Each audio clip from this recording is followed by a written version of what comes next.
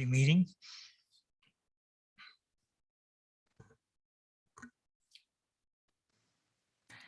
I believe we're online at washingtoncity.org/meetings if you'd like to join us.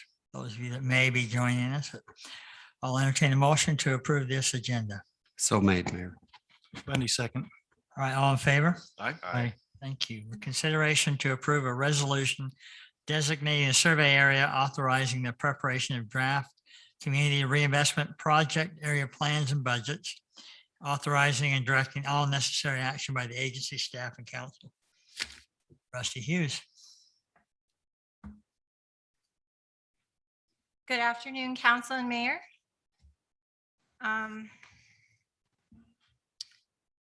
I think maybe a refresher of what's happened within the RDA since it's been some time that we've had a meeting might be in order.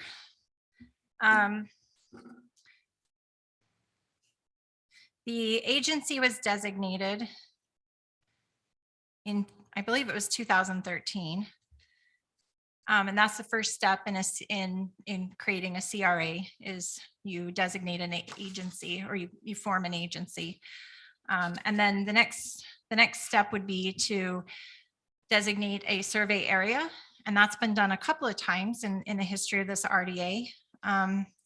Once was in 2017. And then another extended, and this was for the property that was entitled the Grapevine Crossing. That was done in 2018, I'm sorry. And then a second time,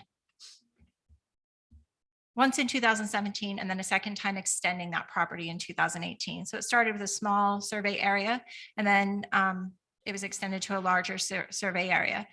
Now, what has to happen after the survey area is designated is a plan, a budget, and a interlocal agreements with taxing entities have to be arranged before, and then that has to be done within 12 months.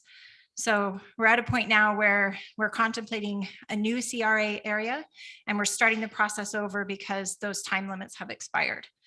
So, and this one is a little unique because I'm not sure what the proposal was for the last one because we don't have that on record. But this one is contemplating only sales tax increment financing.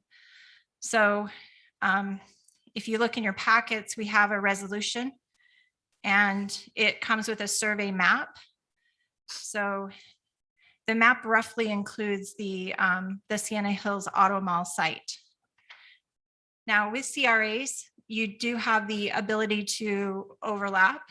So there may be at some point an overlap that will kind of pick up where this Grapevine Crossing intended, what this Grapevine Crossing intended, and then overlap over this auto mall area. But right now we're focusing just on the auto mall area.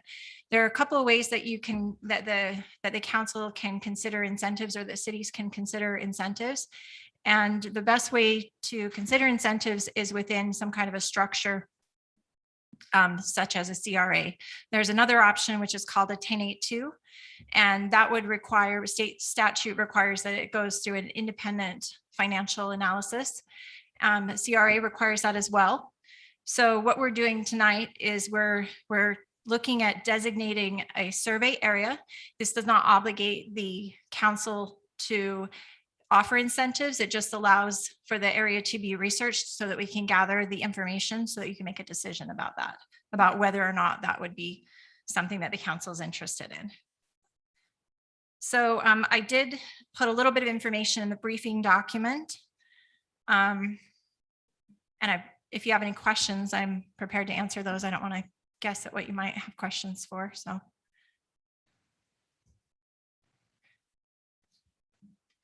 Hey, Rusty, I think you've just clarified one of the questions that I was going to ask, and it's just that in our exhibit, it looks like the entire redevelopment agency or the area for the CRA is the auto mall site, and that's it. That's it doesn't expand beyond the auto mall site. Is that correct? That's correct. Okay. Yes. So I just wanted to clarify that. Correct. And one of the provisions in designating a CRA area, a survey area, is that the first step is to designate the area, and then only incentives can only be considered within that area. So we're limiting it right now to the auto mall, the Sienna Hills Auto Mall. And I can give you some history on past projects, on things that we've seen in other parts of the state. I've done a little research on that, or we can save that for our discussion later as well. But this resolution designates a survey area so that we can get to work on gathering the information that we'll present to the council for you to contemplate whether or not this is something that you want to offer for this business. So it's a project specific in this case. So Rusty, I have a couple of questions on the independent financial analysis. So does that work on both sides of the fence, so to speak? It talks about the customer viability. Does it also talk about how those incentives would benefit the city, or exactly what are the details with that? Yeah, so we've done a little bit. I've done a little bit of preliminary work on this. Generally, auto malls or auto sales are a benefit to the city because they bring in high ticket sales, bring in high sales tax revenues. So what's being considered here, what's being asked of the developer is that they have an agreement with the city to negotiate a sales tax increment back to the dealerships as they come in. That's pretty standard throughout the United States. There's good examples of that, and there's bad examples of that throughout the US and also within Utah. So that's why we want to do this. That's why there are some rules and provisions around when this is allowed and how to structure it to protect the city, and also to structure the deal. So that's what we would be considering. But first we have to just designate a survey area. That's what the CRA requires. And it's best to do it within a CRA rather than a 1082. And what is the thought behind incentives? Is that to create a better financial model for the business, or is it to entice companies to come here rather than somewhere else? Or well, they're generally used as an economic development tool. So yes, in both cases, they're used for those things. They would also be, there's also some industries, there's some expectation from industries, certain industries, because of what they bring in. And that's why I kind of give you a chart to give you relative point of sale. So if you look at this last chart on the briefing document, the State Tax Commission doesn't want us to disclose specific information about businesses. So that's why it just says company one, company two. But what this is the point of sale revenues. So this is the 0.5% that goes directly to the city. And this is the percentage of the overall total that the city receives in point of sale. Company one generates 16.66%. So this gives you an idea of where the auto mall with their projected financials would fall. So in this case, it would be the fourth highest sales tax contributor to the city if they meet those sales projections. What's a typical ask by an auto mall? What's a typical ask? I mean, they're certain, essentially they're going to ask for us to take less so that they can take some of the sales tax revenue that's generated. What kind of split do you typically see auto malls asking? Well, the short answer is there is no typical ask, but I can give you some examples of asks and deals that have happened throughout the state. For example, Lehigh had an auto mall, and they had 3 dealerships coming in. I believe the ask was around 16 million in total rebates and incentives. The deal that was actually struck between the city and those auto dealerships was for 750,000. It was 250,000 per dealership, and it was based on some performance metrics, which we can incorporate as part of this as well. And then based on whether the dealerships actually performed at the level that they had anticipated, the payout was about 180,000. So that's what they actually achieved within the time frame that was given for that. That's a different market. It's a different city. That it's a larger population center. Usually incentives are contemplated with all of this taken into consideration. Another deal, have one here actually from another.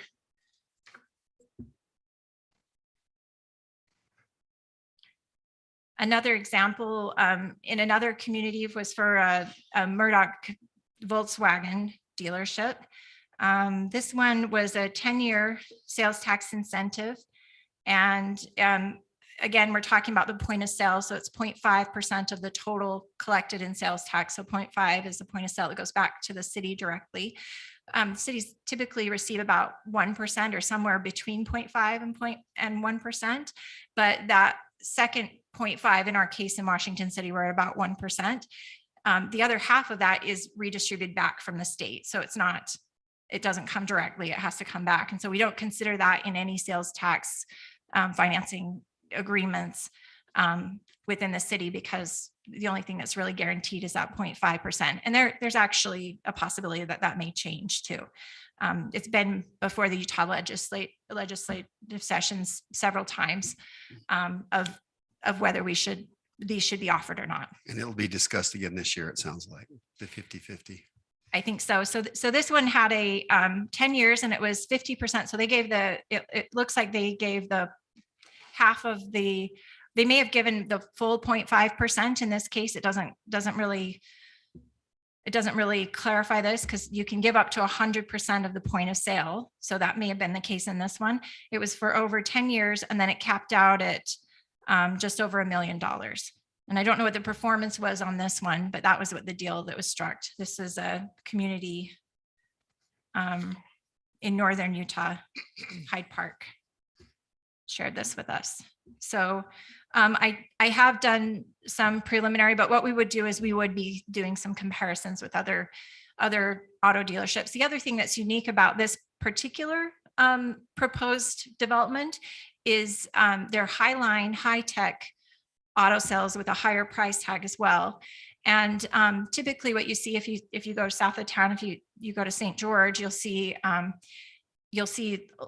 a lot of more cars on the lot than what you would find in this type. So there isn't really a comparison in Utah to this type, because the majority in most cases is you have a small building on a large lot with a lot of cars on it.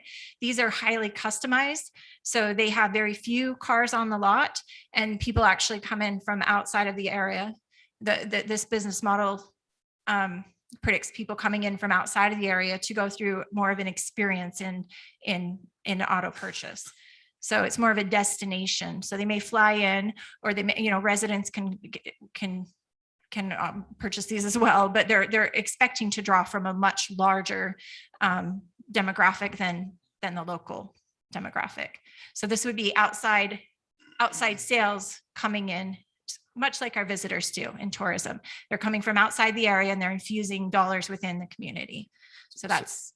So Rusty, I got a question for you, and maybe it's off the topic of the CRA, but it has to do with the tax.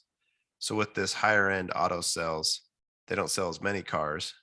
Does it equal out to if we had like a Ford dealership that sells trucks all day long? I mean, have we done any kind of analysis on what their projected sales is versus what a standard dealership is? I'm just asking the question on that. Yeah, I do. We've gone through a few different average sales per square feet, average sales per acre. There's a lot of different ways that we could look at this. And I'm happy to provide, several models of that analysis. But this provision or this resolution actually authorizes us to go through that process and put the work into it. Okay. Yeah. But I would guess the matrix that we could use would be primarily based on what their projected sales would be. Right. And to answer your question, I'm sorry, Councilman Ivy, you mentioned, is this an independent financial analysis? It is independent from the city. Of course, I mean, we're going to have some input into that, and we're working with the company, in this case, it would be the auto mall. So the agreement would be with the auto mall, and because it's only contemplating sales tax, which is it would trigger an interlocal agreement between the RDA, which is the RDA board is before me right now, and the city council, which is same people, different different board. So it's kind of a funny agreement because it's an agreement, you would contemplate both sides of that agreement. So in general, if you're in favor of it, when we get to it, we would still do a structured interlocal agreement.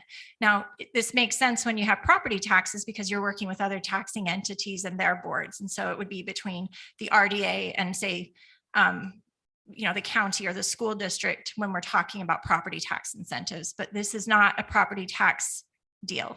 This is a strictly sales tax. Yeah. So Rusty, just speaking from a business perspective, on city council, if we have a car dealership that's going to come in and it looks like they're going to come and they're going to come maybe regardless, talk to us about what the incentive is or the reasons for providing this in with the thought that they may You come wouldn't do anyway. it if they were going to come in regardless, right? This is an incentive to get them to come in. Right. This is that but for that we've talked about, which is to say, if they're but for this, they're going to go shopping someplace else. And there's a competitiveness in the marketplace that That's somewhat requires you to step up. I guess to my bring it in. point is more of if it already looks like they're coming. I mean, I'm Right. trying to be sold. I just No, want, that's a great question. That's a great question and a great answer. And probably where I should fill in the gap here is with our conversations with the auto mall.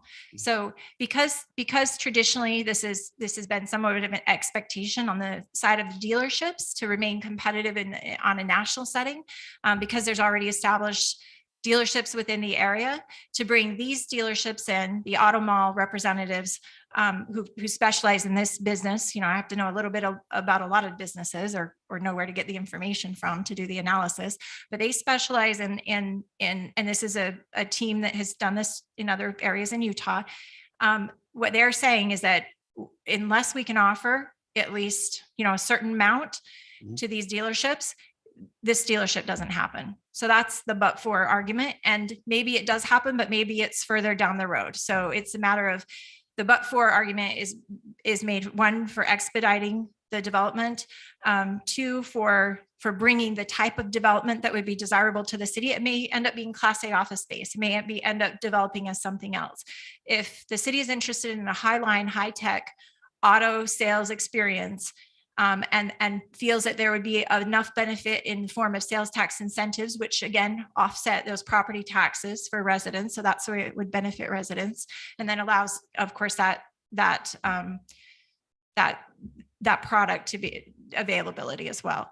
But then also brings in people from outside out of town. Which So is that's why what we're- there's such a necessity to make sure that it actually pencils out for the city regardless, because Right. there is a competitive nature to this, and you never get to see, it's a negotiation. You never get to see the cards they're holding.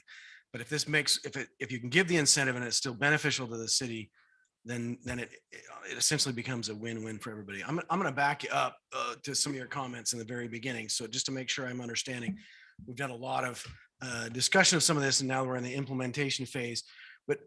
But so help me if I'm wrong. You were saying that there was what timed out on us that you said we had to start over again. So you may, I'm not sure who was on the council at the time where the survey areas were proposed before, but what was proposed was, or what the resolutions that passed before the RDA board, which in this case is the city council. It didn't always used to be that way. You used to have a taxing entity committee. That changed with the CRA laws at the state. So now it's the city councils that initiate these. But at the time where this RDA or CRA was put in place, we've called it RDA because that's what it was called back then. But it's the same thing. At the time when this was put in place, a certain area was designated to be surveyed. So that means we go through this financial analysis. We look at a lot of things. We look at where the leakage is in the area, what services and businesses would be a good fit for the area. And there's a lot of different ways of doing that. And then we have to look at that but for argument. And then we would come back and present and do some negotiations with the various projects. In this case, we're talking about one project, but we do some negotiation with them to see what it is they need and where the gap is and how the city might fill that. Doesn't obligate the city to do that. This resolution allows us to start that process in working with a CRA attorney. We're working with Zion Public Finance and then And then this will allow us to bring back more information for a decision to be made. Okay, so then this becomes part of the current, because we already have the RDA committee formed, correct? Correct. So this becomes part of the other RDAs that we had. It's adding new area to it, or it's adding a survey area that would be attached to those. So any discussion of any of those, I realize it's silly because it's the same board, but there's not multiple separate boards. It is part of. Correct. So well, kind of, Yeah. you can designate multiple survey areas and they would all fall under the umbrella of the agency. So what we created was a community reinvestment agency. And now CRA, same acronym, is a community reinvestment area. So a survey area. So survey area just means we're going to contemplate, but there's a timeline there. So those past ones that I spoke about, those have expired. So in order to contemplate anything that would fall within that, it would have to come before the CRA board again, and we would have to designate a survey area to even start gathering information. And of course, I've done a little bit of preliminary work ahead of this just to kind of vet the project and see if it's something, and this is more so an issue that we would want to address by working with the other taxing entities if we were contemplating property tax incentives. So you may see another proposal for a CRA, a new survey area, which again, they can overlap. So it may overlap with this one, just depending on how the numbers work out. So we have to do a little bit of a financial analysis, not too in depth, to see if it even works and it even makes sense. Especially in this case, because remember, tax increment financing is you take the base year. So what the current property taxes, or in this case, sales taxes are, it's a little different between sales tax and property tax. I don't want to confuse the issue, but typically it's on property tax. Like for example, Fort Pierce. Fort Pierce is within and it's done EDA, RDA, and CRA. So they have a base property tax that's being generated currently.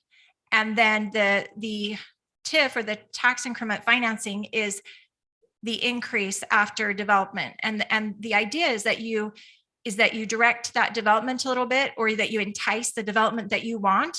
And so that's how the gap is filled, is that the taxing entities give up a portion of their taxes in order to get a better yield, a better development, so a better return on your investment. So the hope with this is that if we bring in auto sales, then that it has a significant enough impact on the city's sales tax received that it's a preferable development than what would otherwise be developed without the use of incentives. So then the numbers that you've got in here are actually, so you've got like estimates for monthly, yearly, and then 10 years. And many of these entities would have that, it would end at 10 years, but none of that has been done yet, right? Right. All of the details, all of that is all yet to be determined based on the survey, based on what and the negotiations. Yeah. So maybe if I tell you what the next steps would, it'll start to fall into place. So the first thing we do is we've created the agency. That's done. Now we designate a survey area, and then we go about analyzing that only what's in that survey area. In this case, it's one project. And then I come back to the board with a proposal of an agreement, or if it doesn't work out, then I tell you my findings with that. Is that a proposal, or are you at that point, you've done some negotiation when you come in at that stage? It's all been happening kind of concurrently. So there's So it been would be some a proposal discussion. / agreement. Right. We wouldn't be this far if it didn't look like something that could be beneficial to the city, but it's Understand not that. my decision. I like that you're going through the steps, and I'm just trying to make sure I understand. So the next piece, what designating this survey area triggers, is that we create a budget, a plan, and then eventually an interlocal agreement for the specific structure of this deal. When do you anticipate that taking place, providing this resolution is approved? That's a great How question as soon? well. So by statute, that process has to take place within 12 months. So that's why the other CRAs the other designated survey areas would have to start the process over again. So this would start the clock for 12 months. Now this development they've done some negotiations with dealerships. They have some pending contracts, and it's pending whether they can structure a deal with the city that's acceptable. So their timeline is fairly quick, so I would expect to come back fairly quickly, and which is why I put in a lot of work on the front end to kind of evaluate this. So is there a need to, since we have an RDA, I assume that's established by ordinance. We have it in our code. So do we need to change the code to have it now as a CRA as opposed to No. RDA? We don't need to. No, it's so state code actually just combined all of those. It's just the terminology. It's the same thing, different names. But they all fall under, and there are a few things that trigger. So if you had something that happened prior to certain dates, it falls under different rules. But we're going off of the most recent CRA ordinance or code with the state. That's what we're operating Rusty, off of right now. As I recall, the council's been this board for some time. So it seems like any RDAs that have been approved in the past that you're saying have since expired were approved by previous councils or who acted as the boards, as far as I recall. That's correct. Under this RDA, and there may have been something else 20, 30 years ago, or it may In have the not been recent structured. history, yes, in recent history. Yeah. It may have not That's been how I recall. structured within a CRA, but that's what we've been advised by our CRA council, that it's best to put this within a CRA. So that triggers a few things. There's an administrative fee, and then there's a 10% that of the total funds that go into the CRA. In this case, it would be sales tax, the city sales tax. 10% of that would have to go towards low income housing or housing. And there's a variety of ways we can deal with that. The exciting thing about this is that, we're really close to having an auto mall in Washington City. I mean, that's a big deal. And that would certainly have a big impact to our sales tax revenue, regardless of if or whatever tax incentive financing the council ultimately decides on. But as far as I can tell, just the fact that we're having this discussion and talking about the prospect of a high-end auto mall coming into Washington City, that is really exciting news. So say that again, the 10% of which part goes back to low income housing? So the CRA by statute requires, there are certain thresholds that you have to meet, and it depends on how much actually goes in for the project into the agency to be redistributed. However, those funds can be used, and they can be used in a variety of ways. In this case, it's sales tax funds that would go from the city. So we're not asking for any partnerships with other taxing entities, and it would go into the CRA, and then it would be used.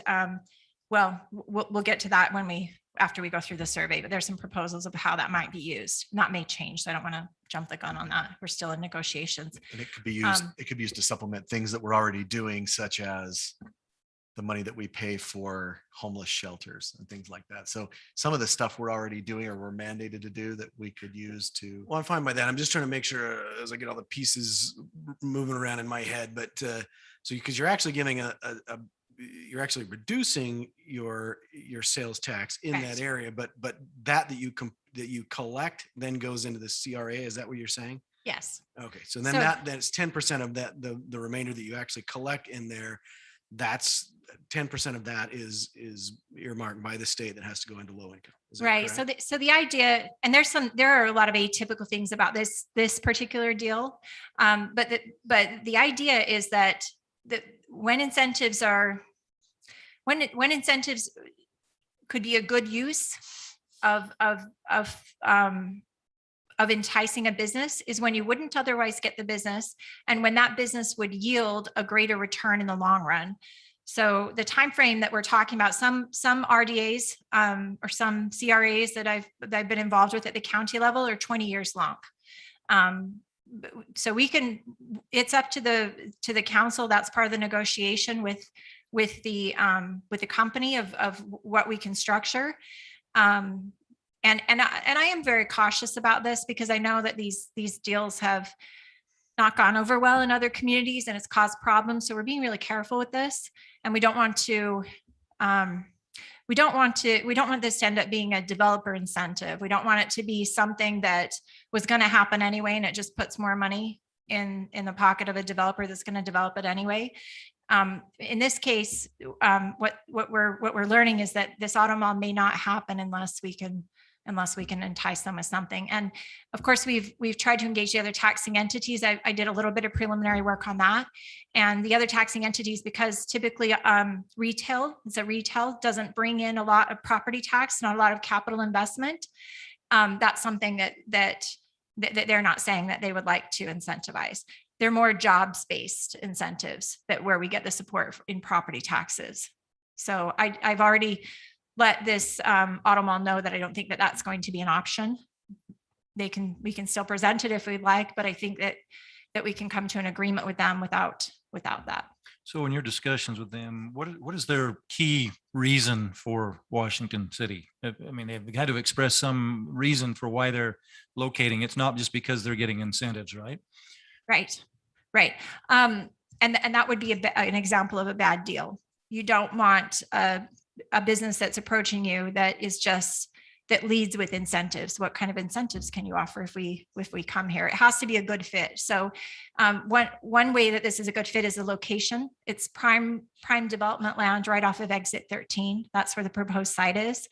Another idea is we did a sales leakage study, and that's one of those. That's actually one of the, I'm sure they did this on their end as well, but we did this on our end just to kind of vet the project to see if there's a demand for auto sales in this area within the proximity of the location, the site that they're considering. And there shows quite a large demand for auto sales. So the community is underserved as far as auto sales go. And that's identified in that. Well, right now, 100% of Washington City residents are buying their automobiles outside of, we have a couple of auto sales, sorry. So high percentage of people are buying outside. That's what the leakage shows, is those sales. I almost forgot about New it. vehicles are bought outside of Washington. Okay, used cars, right. So new vehicles are bought outside of Washington. Good question. So no commitments on this other than you give me the go ahead to evaluate. And then the commitments will come later if the evaluation yields something that, that we feel is a strong benefit to the city. So we're not even voting actually on the area today? We're voting on the area, but just so that I can start the analysis. No. Right. So the plans, the budgets and so forth that we're authorizing you to begin with. So that's required by state statute that we have to create the CRA or allow to give you the opportunity to go ahead and move forward with those things. And what is the cost going to be? Is I mean, you're here and you're going to be working as, day to day. So Right. Is there a cost to us? There is a It cost. sounds like there's a cost. There is a cost in my time in evaluating this, but you've hired a full-time economic development director this is kind of within my scope of my daily duties here. is Do to exactly look what at she's this. doing now. Right. And then there is some cost of outside counsel to review, which I think is wise to do. And then of course will be reviewed by our internal counsel as well, the city council. So there's some minimal cost there, and that's usually covered by the administration fee within the CRA. So there's a percentage that will come out. So there are three things that would come out in what we're contemplating here. One would be an incentive back to the dealerships, and that actually would funnel through the auto mall itself. So the auto mall is one group, and then they're bringing the dealerships. So they would do all the negotiations with the dealerships. We wouldn't be doing this. This is a master agreement with the auto mall. They would then negotiate to bring the dealerships in. It's 100% performance-based, because if they don't produce anything, if it doesn't happen, then there's no obligation for the city to buy. It's post-performance, and there's no obligation. And there's no obligation to structure a deal anyway, and especially not at this juncture. But what we're doing now is getting authorization, a formal authorization by way of resolution to study the survey area and to pull all that information together. So next time I come before the RDA board, what I would be presenting is a plan, a budget, and then answering questions on the specifics of how the deal would be structured. And then you would have, if you want to negotiate from there, then that's possible. And I would probably bring the auto mall representatives with me so that they can answer any questions that you may have, particular to their business or their projected sales forecasts, things like that. I agree. This is the best RDA meeting we've had in years, and I think we should do it again soon. Okay, So as far as timeline, you do see it coming back really soon. I I mean, do. there is some urgency as far as it's heated up. Let's get it done. Let's get the auto mall here and started. So I think we've talked about it for years, but there is some urgency now. So you expect it in the next month, certainly? I mean, they are really wanting to push on this and to put sticks in the ground by the end of the year. They've still got to work through the permitting process and everything on that. So we've already held meetings with staff developer meetings to walk them through that. But I will say there are a couple things of note with this particular project. One is the amount of sales tax, which is depicted by this sale. It would, if their projections, this is contingent upon their projections, they'd be about the fourth highest sales tax generator in the city of Washington. And then the second piece that you don't typically find in auto dealerships in general, and I don't want to give a blanket statement, but there's a significant capital investment because of the highline, high tech nature of this particular project. There's not one like it in Utah. So we're having to go outside of the state to pull in comparisons. This will be the first one like it in Utah. And the capital investment into the area is significant. And you typically don't find that, but that it would be significant in this. So that would actually generate some property tax that I think the taxing entities might take a second look at. That's great. So Mayor, what are you looking for? A motion or nod of the head or what? We would you got to like? make a motion. I'm looking for a motion. Mayor, I'll make that motion right now to approve a resolution designating a survey area, authorizing the preparation of a draft community reinvestment project area, plans and budgets, and authorizing and directing all necessary action. Staley, second. You have a motion and a second. We'll go roll call vote. Staley, aye. Ward, aye. Ivy, aye. Votes aye. Bundy, aye. All Okay, right, that's approved. I'll get to work. Thank you. Thanks, Rusty. Okay, I'll entertain a motion to adjourn this meeting. We'll take a break till 6 o'clock. Motion to adjourn. Second. Councilman Ward. All in favor? Aye. Okay, see you at 6.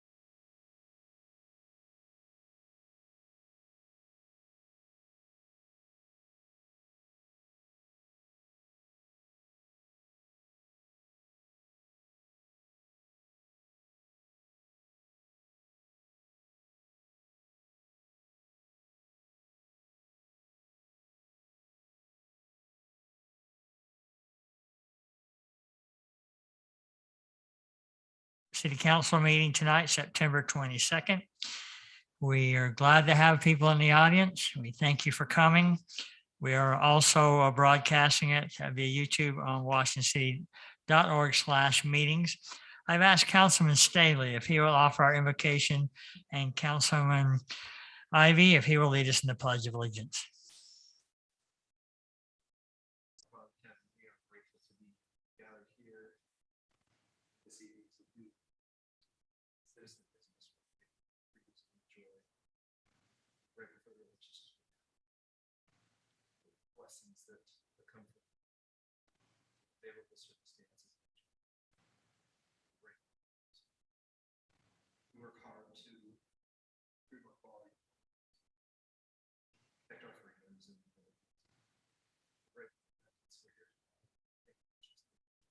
of the process. They followed into a cordial discussion, wise decisions. So, your job. Grateful for freedom.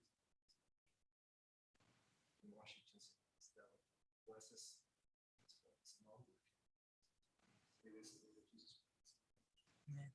Will you please stand and repeat after me? Ready, begin. I pledge allegiance to the flag of the United States of America and to the republic for which it stands, one nation under God, indivisible, with liberty and justice for all. Thank you, gentlemen. I appreciate that. We'll move on to item 1, approval of our agenda for this evening. Mayor, I'll make the motion that we approve the agenda as outlined for the September 22nd, 2021 meeting. Bundy, second. Thank you. I have a motion and a second. All in favor? Aye. Thank you. Any announcements? Item 2. Mayor, I just make the announcement that Washington City Night is coming up on October 4th. Just a great opportunity for residents to come and get to know more about all the different departments within the city. I think there will be some food and just a really kind of enjoyable time. So that's at the community center. I'm trying to remember what time it starts. Seems About 5 o'clock. 5 o'clock. Yeah, I Okay. think so. One of the real fun things is watching the fire department. They light a little tree on fire and put it out. And anyway, it's fun to just come around and get to know the different departments and kind of figure out, see what they do and get to know them a little bit. So that's on October 4th. Thank you, Councilman. Mayor, I'd like to kind of just thank all those that participated in our Constitution Day. Mayor reread his resolution there, and there we rang bells in time with 50,000 other Americans honoring the signing of the Constitution. It was a nice event in our own Veterans Park. Just a great place for that. So it was. And that was 50,000 communities, actually. What was it? Yeah, Community? we're streamlined at the same Say that time. wrong. Yeah, no, you had the number right. That's good. So that was fun. Thank you. Any others? Okay, any declaration of abstentions and conflicts? Mayor, I'm Go ahead. sorry. You go first. Mayor, item 6D is a development that I'm working on. Again, I don't have any vested interest, just provide a service on that. Mayor, item 9A, the firm that I work for has done some work on the canal easements. So noted. Thank you. Any others? Okay, we'll move on to item 4, consent agenda to approve the minutes from the city council meeting of 9/8/21, final plats. 1, consideration to approve a final plat for Lakeside at Stuckey Farms, Phase 1, located at approximately Stuckey Farms Parkway and Waters Edge Way, applicant Carl Larson. Item 2, consideration to approve a final plat Labyrinth Point at Long Valley Phase 1, located at approximately Long Valley Road and Lost Spring Drive, applicant DR Horton Don Bean. And item 3, consideration to approve a final plat for Star Springs at Long Valley Phase 1, located at approximately Warm Creek Drive and Lost Spring Drive, applicant again DR Horton Don Bean. Mayor, I can make a motion to approve the consent agenda as outlined. Second by Coates. Thank you. I have a motion and a second. We'll do a roll call vote. Staley, I. Ward, I. Ivy, I. Coates, aye. Bundy, aye. Thank you, gentlemen. That is approved. Item 5, appointments. Just FYI for our residents and for our city council.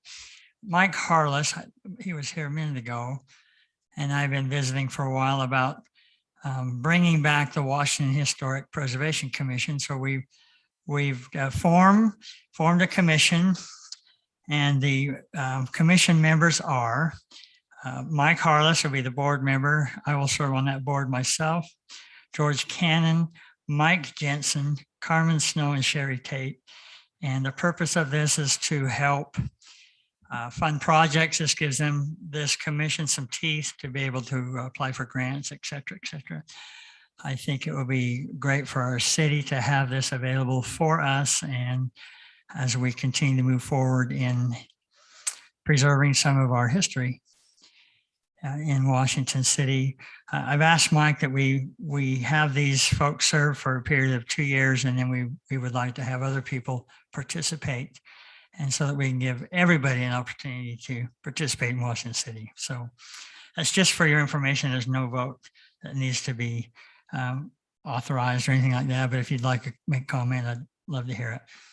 Mayor, could we just have maybe the recorder send out that information of those names and I tried to write, but I don't write that fast. So I was just like, oh, thank They're you. there, but we'll Got it. make sure that you have it. Thank you.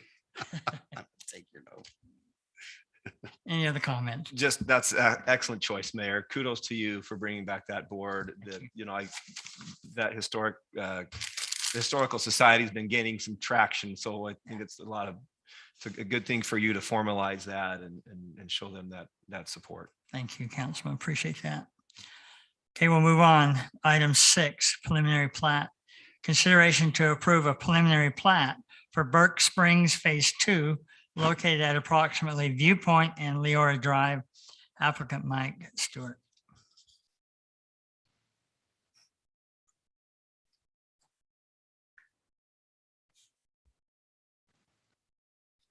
Is Thank that you, you, Mayor. Alden? Is this you? This is, yeah, give me just a second. Okay. Appreciate it.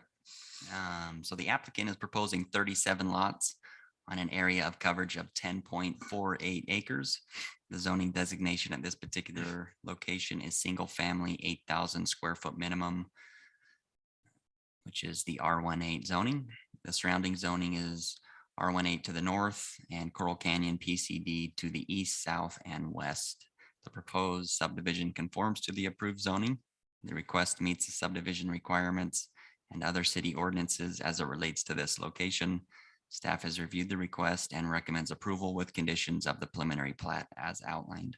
The Planning Commission reviewed this request on September 15th, 2021, and unanimously recommended approval of the preliminary plat for the Burke Springs Phase 2 subdivision based on the following findings and subject to the following conditions. And staff can answer any questions that you may have at this time. Elton, is the conditions just the standard? As I look through them, they all look like they're the standard, It is, yeah, standard 12. standard 12. Okay. Thanks. And Ellen, you may or may not know this, but it seems like there was a parcel or two that were not part of the original Coral Canyon PCD. Is this one of those holdouts? In fact, Councilman Bundy might remember better, but it seems like there was a kind of a piece that was a bit of an island there that wasn't part of that original development. That's correct. That yes. is correct. I don't remember that well. It's been 20 years ago, but yes, that is this parcel that I've actually done a subdivision right adjacent, so I'm somewhat familiar with the area, but you're correct. There's no other comments. I'll make a motion that we approve the preliminary plat for the Burke Springs Phase 2, located at approximately Viewpoint and Leora Drive. Bundy, second. I do have a motion and a second. Again, we'll do a roll call vote. Bundy, aye. Coates, aye. Ivy, I. Ward, I. Staley, I. Thank you, gentlemen. That is approved. Item B, consideration to approve a preliminary plat for Commerce Hospitality Center located approximately 954 North Commerce Boulevard. Applicant Dean Terry Investments, LLC. Thank you, Mayor. This plat was previously approved by City Council back on April 8th of 2020, but has since expired. The applicant is ready to proceed at this time. The applicant is proposing 9 lots on an area of coverage of 12.92 acres. The zoning is C2 for this location. The surrounding zoning is planned community development to the north and C2 to the east, west, and south. The proposed subdivision conforms to the approved zoning. The request meets the subdivision requirements and other city ordinances as it relates to this location. Staff has reviewed the request and recommends approval with conditions of the preliminary plat as outlined. The Planning Commission did review this request on September 15th of 2021 and unanimously recommended approval of the Commerce House Hospitality Center subdivision based on the following findings and subject to the following conditions, all of which are the standard 12 again, and we can answer any questions that the council may have at this time. So the one question I have is it has the fuel station that's on here that's already built. I'm just surprised wasn't this already final platted at one point so that they could build this fuel station? It was a singular lot at that time So how come it's part of this plat? because they've taken that singular lot and divided it into several lots.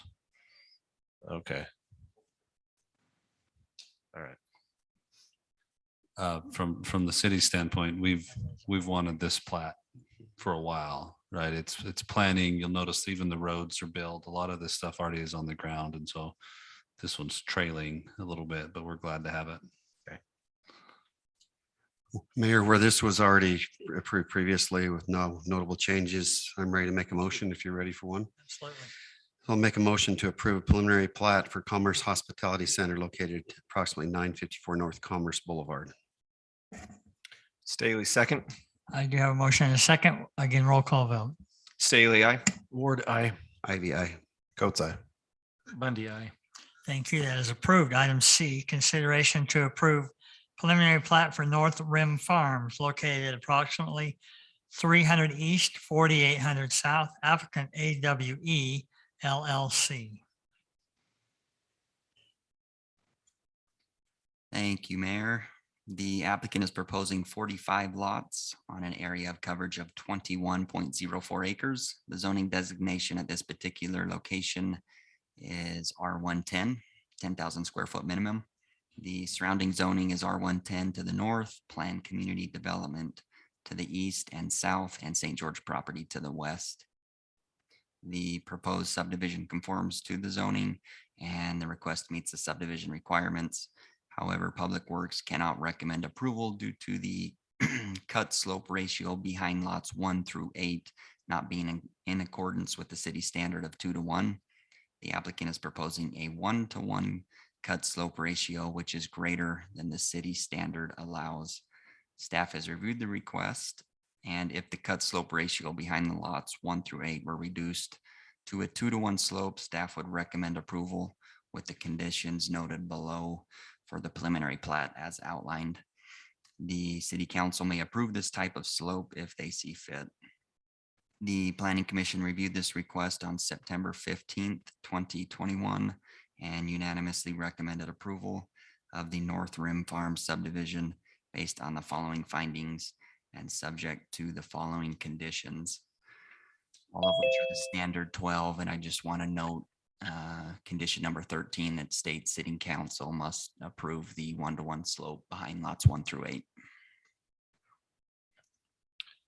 So Eldon, I'm looking at the section of the hillside toe rockfall catch detail, and it looks like it's a 1/2 and a 1:1. So is it steeper than a 1/2? It's a berm with a wall. And so it's actually, you're asking for a 1/2 variance on this side. Just another question, just in general, related to that is the fact that they're doing a 1:1, I would make the assumption that a soils geotechnical engineer has recommended that a 1:1 is okay. Do we had any input on that? I assume that's the case. Understanding It's that, actually 2:1, isn't it? Oh, sorry. Mike Shaw, Public Works Director.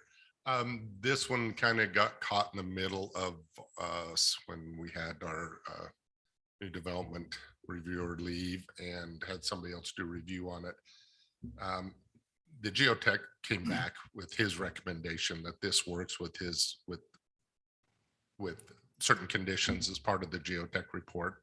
So with that, we're okay with that. Our standards call out, the 2-to-1, but as far as public works is concerned, we're okay with going with the steeper slopes as long as we get the buyout from the geotech, he stamps it that it was built to his design. We're okay with that. Mike, are you okay with the 1/2-to-1? I think the 1/2-to-1 is just on the retaining the rock fall, isn't it? Yeah, but it's still a back slope. Yeah. So it's kind of confusing to me. Are we cutting out and leaving a section there and then building a wall? Yeah. I want to make sure because it doesn't show a wall where it's 1/2-to-1. And Yeah, I actually really haven't looked at that, the detail he's got there.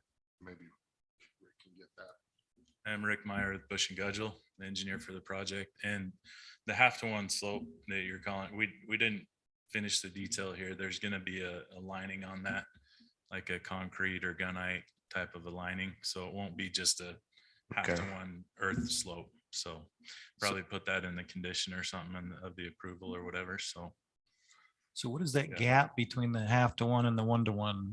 What is that area? Well, that's a rock fall catch area, Oh, so if there's rocks that come off the hill, what about the drainage on it? Because now the drainage is going to go down there as it'll well. come down there as well, and there'll be an outlet for it down near So the. how do we clean that? It's only a 6-foot top. It's pretty tight. How do you get up there to clean that after the rocks fall in or the silt comes in? Be a challenge probably, but yeah. Just think it needs to be wider, just so you can at least get a mini up there to get up there and clean it out. Mhm. Yeah, we can work with Public Works on that stuff, but yeah, But that will be maintained by the development, right? yes, Whatever that yeah, is. it won't be by the city for sure. So back to the cut slope then, is it going to be a rock cut there? A lot of it will be in bedrock. Yeah, I'm just wondering Is that if we what you're get talking ourselves in a about? position where we're saying that the geotechnical engineer has to sign off on whatever the slopes are, and then that affects the lots perhaps. I don't know where we go with that, other than that might be a condition that, they're gonna have to deal with that if in fact it has to go back to a 2-to-1 because it is not rock. Yeah, and so with this preliminary plat, we don't have construction drawings on it yet, so we're not into a lot of detail on this yet. Granted, There's a lot of things that we will be reviewing through that. as long process. as the applicant understands that, hey, if this doesn't work, then the preliminary plat is going to be affected by it. It sounds like possibly. I should just say some of it is bedrock in there, some of it's not, but the 1-to-1 slope wasn't just for the bedrock. It was proposed for that whole cut slope, so. So Mike, has the Hillside Committee looked at this or had any reason to look at it? No, I don't think they have any because we're not really developing. They did look at it. At Okay. the time, Originally. Finley Farms did it. Oh, all right. I'm corrected. Do you remember what their recommendation was back in the, Remember that, Adam? You don't remember? Okay. So a lot of that was, 6 months, a year ago. I can't remember the details of it, but this was an approved cross section. It was, through the Hillside Committee, through the geotech report or geotechnical engineer and everything. So well, I can certainly understand you not remembering everything, but I'm sure you took their recommendation in consideration moving forward with what you've done.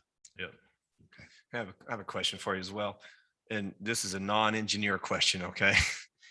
But these are some big, deep lots. Is there a reason that we have to cut into the hillside so steep, or can we just let that natural slope go a little bit into the lots? I mean, lot 3, for example, is, 95 feet wide, but 263 feet deep. Mhm. Is there a reason why we have to cut into the hill, or can we let that natural slope come and make these lots just a little bit smaller? But they're already large. Some of them are really large and deep, and that could be the case. the owner wanted to maximize the lot sizes and everything, of course, you understand that, but then also some of them just aren't as deep, and it would be kind of odd to come out on a few lots and then have to go back in on the others, but Yeah, lot 8, for example, is really narrow, not very deep. And 7 for that matter.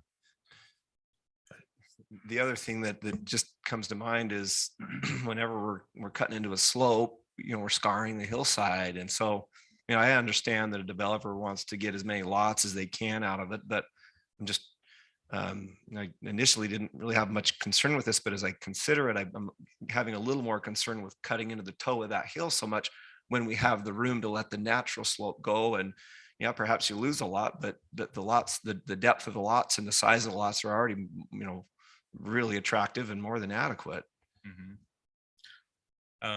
Yeah, again, it would just be like, I can't read those numbers, Eldon. Is that 27, 28? Those two right there. The sheet before it. Yeah, there you go. Even further to the north there, right? So like 3, 4, and 5 kind of a thing, right?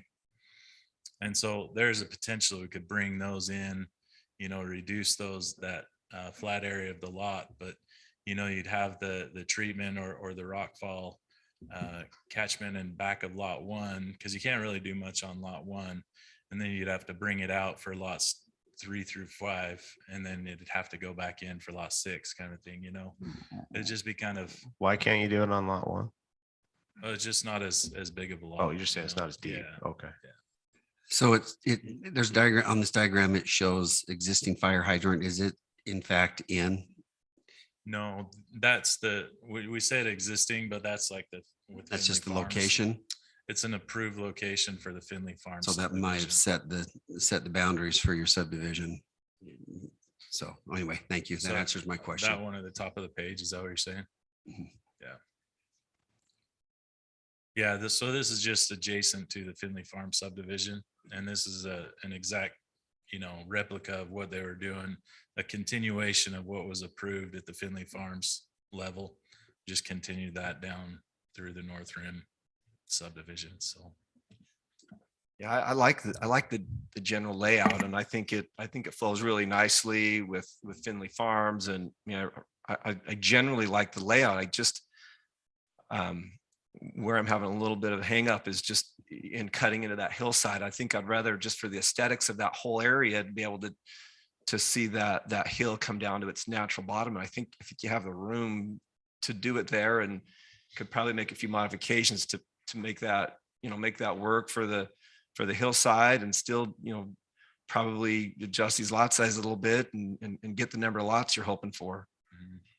Yeah, I would say the same thing. There's too many examples of this being done wrong not only in our area, but also in our sister cities. I'm going to be really hard on this to make sure that it looks right when it's done. And just gaining a few extra feet on somebody's property isn't gonna do it for me. okay.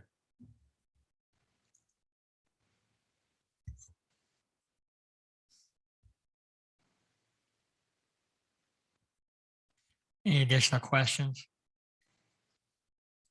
Well, I guess one other point, I'd like to have the hillside ordinance right up from it. I mean, we referenced it. Apparently it's been done, but I'm not completely comfortable with. I guess we would normally do that you do that in the preliminary plat here? I think we need to, if we're Yeah. going to approve this. I mean, I'm not comfortable with the 1-to-1. I mean, if it was all rock, then yeah, it would make sense. And you were cutting a straight cliff basically because of the rock shelf. But I'm concerned with, there's not enough room for maintenance on the backside. And then I agree with what you have said about the depth of them. I think we can slide that over and kind of mitigate and not go so high up the hill. So I think I'm favoring toward tabling it and getting this updated along that ridge. Everything else looks good to me besides this 1-to-1 cut and the 1/2-to-1 cut. Even though it will be mitigated, that would have to be, if it's still a 1/2-to-1, we'd have to show what's going on there on this preliminary plat. And also bringing back the Flat the hillside. hillside right up on it. But the hillsides, if it, they're saying the hillside said they could do this is what their recommendation is. And I know you They're can, not, you they're can not do saying it it. in a way that says like, oh, yes, they're saying, well, obviously we moved forward, so it must have been. Nobody's even saying that they even remember what Hillside said. I think. We don't Well, know. Okay, I agree with you there. Yeah. All I'm saying is that I know engineeringly wise, you can do a 1-to-1, but I've not been happy with anything ever done 1-to-1 in the city so far. I've been upset that stuff has happened 1-to-1. So I'm very hesitant to say go cut a 1-to-1 unless it's like a sheer rock cliff. Hey, Mayor, do you mind if I ask the applicant another Absolutely. question? Absolutely. Just as the applicant, I kind of think you see where we're going with this. How would you feel about us tabling this? You understand the concerns we have and bringing it back in a couple of weeks, which technically doesn't really cost you any more time because originally you wouldn't have been We're here. expecting the 2 or 3. Yeah, you're more weeks expecting that anyway, yeah. but is that something that that you feel, I mean, we could table or we can approve, table or deny, would you be okay with tabling and taking into account some of these concerns that we have? Well, of those 3 options, I would prefer approve, of course, but Yeah. out of the other 2, I would prefer table. Yeah, of course. I would just like some very clear requirements, I guess, clarification on what you guys need to see. Well, you now's know, the time. If you don't Additional understand maintenance it. Yeah. space. So Do when you I look need, at, when I look at 1.5 maintenance to space, 1 instead of 1-to-1? Do you need 2 to Let him 1? speak. Hold on. I just need to know what you want to see. Yeah.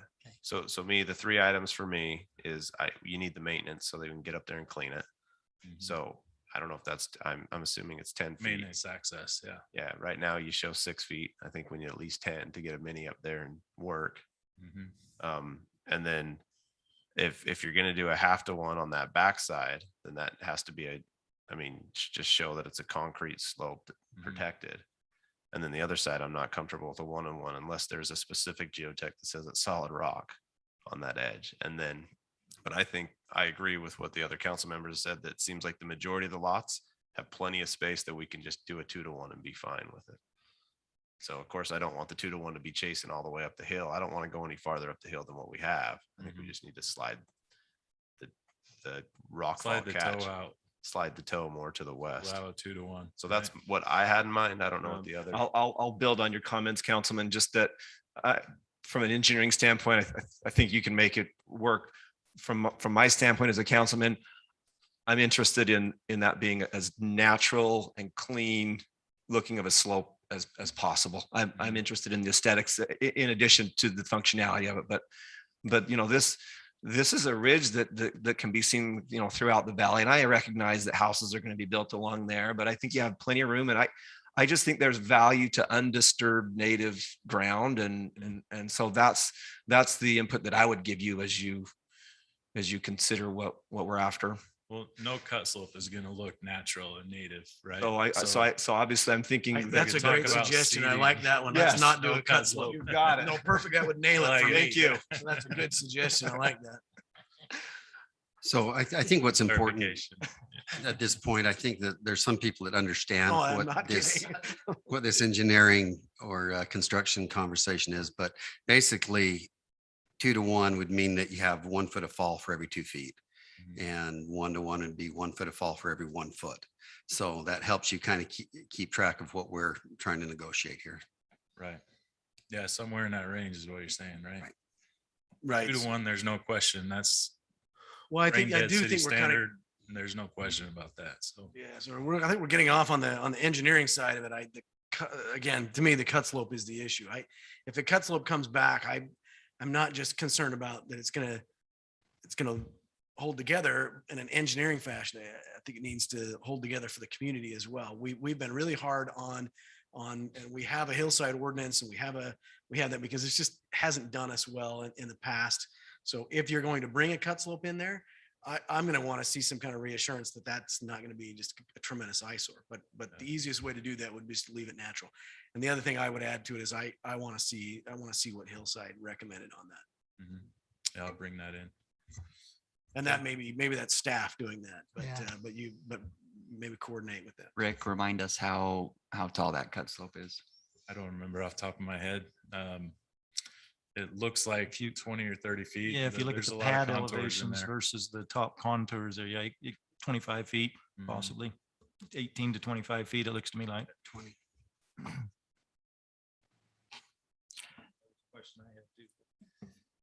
Any additional questions? Do we want to entertain a motion? Mayor, I'll go ahead and motion that we table item 6C, which is a preliminary plat for North Rim Farms located at approximately 300 East 4800 South to our next meeting. Do we have a date on that? Anybody? No.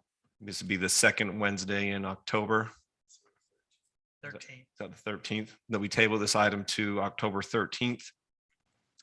To give the applicant time to address the engineering and aesthetic concerns that the council has brought forward. Second by Coates. Thank you. Have a motion and a second. Roll call vote. Bendy, I. Coates, aye. IVI, and I just say that anytime you deal with slopes, it doesn't hurt to just take a second look to make sure. Word eye. Staley, aye. Thank you. That is tabled. Item 6D, consideration to approve preliminary plat for the Solace at Coral Canyon located approximately 1500 North Highland Parkway, applicant Coal West Home.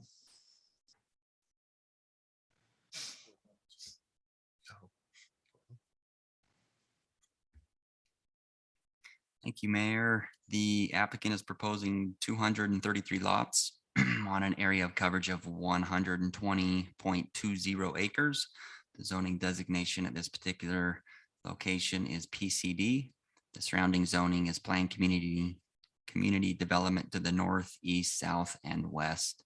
There is a small portion of R18 to the northeast. Burke Springs, which we previously discussed, and a small portion of open space to the northwest. The applicant has not changed the lot count or the community center amenities, which include a pool, spa, fire pit, meeting space, gym, and cabanas. The applicant has redesigned the secondary access and obtained the needed easements from adjoining property owners to do so. The secondary access will continue west off of Highland Parkway, reducing from a 65-foot right-of-way to a 50-foot right-of-way and tie into Grapevine Crossing down below and to the west. This road will consist of two 14-foot lanes, a storm drain, and a 10-foot trail. And this will be a paved road.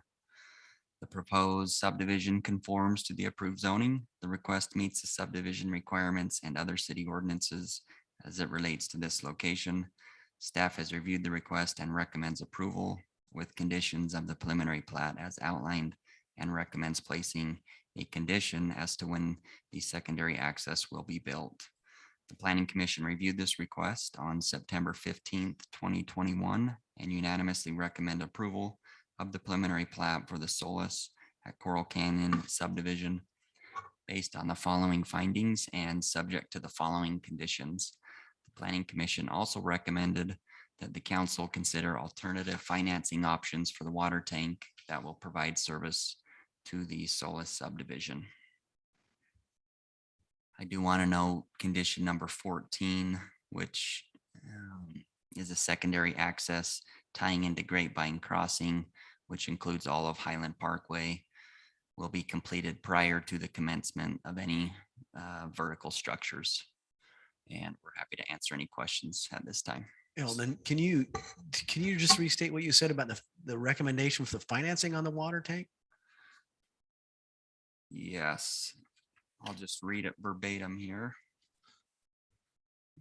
Who was that from? The Planning Commission recommended that the council consider alternative financing options for the water tank that will be provided service to this Solace subdivision. Okay. Was that, So Councilman Ward, there was probably a 35-minute discussion at the commission. Yeah, and I read some of that when he was reading it. Maybe I just misunderstood it. So the read back was all I needed. But yeah, I know they talked about that a lot. We talked about it. It's not an item that is within the purview of the planning commission, but because of the project, it's also an item that this council has resolved and even amended within the last 90 days or so. And so I'm not sure it's a recommendation that you can even consider tonight, but because it was recommended from the commission, it's our practice to bring that to you.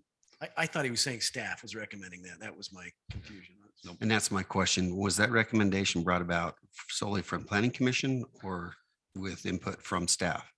No, it is not started by staff. It was brought up by one of the planning commissioners who expressed an opinion that he does not like the way the Utah impact fee schematic works, where when you build the infrastructure before the houses come, you use existing fund balance, which gets paid back over time. The challenge is that's essentially how we do it for all new infrastructure that gets built upfront, unless we ask or require that the developer pay for it upfront. So that was the recommendation then? Well, their agenda didn't even this item as an item. And so this was just an accessory recommendation that they'd asked that we bring to you. And so we've done so. And I think just to clarify and build on your remarks, council, wouldn't necessarily just be fund balance. It would be restricted impact fees that are highly regulated. So just to clarify where the funding would come from. So I actually have a question. If I have a question on just for clarity, for everybody's benefit, Eldon, and I just met with staff a little bit before this, but I'd just like to point out where that road ties in so that everybody can see, because that's been a topic of discussion is Highland coming down off the mesa there, and where it ties in. And maybe while you're pulling that up, I think it's important to know that Grapevine crossing, it kind of does a U shape right off of the parkway. And so where it comes in, where Eldon's drawing that red, it actually tees into Grapevine crossing. And so as I understand, what some might refer to as 1100 East is also just an extension of Grapevine crossing as it goes over to the parkway. And so that road would almost follow that cut along the hillside and then curve south, to the west of those private roads, and then tee right into Grapevine. But it's a little bit misleading because there's a section of road that they show going back to the east that ties into Grapevine. But ultimately, that whole section is gonna be completed at some point. It might be a little bit. It might be sooner than later. There's been dirt moving in that area for some time now. But I wanted to just make that clear on where that road goes, because also in planning commission meeting, there was some discussion about, and depending on the timing of the full Grapevine being finished, there would be some traffic through those Sienna Hills neighborhoods. So this road location, what I understand, will run basically where the existing one is now, because there is a water line there that we would put the road on top of. Is that correct?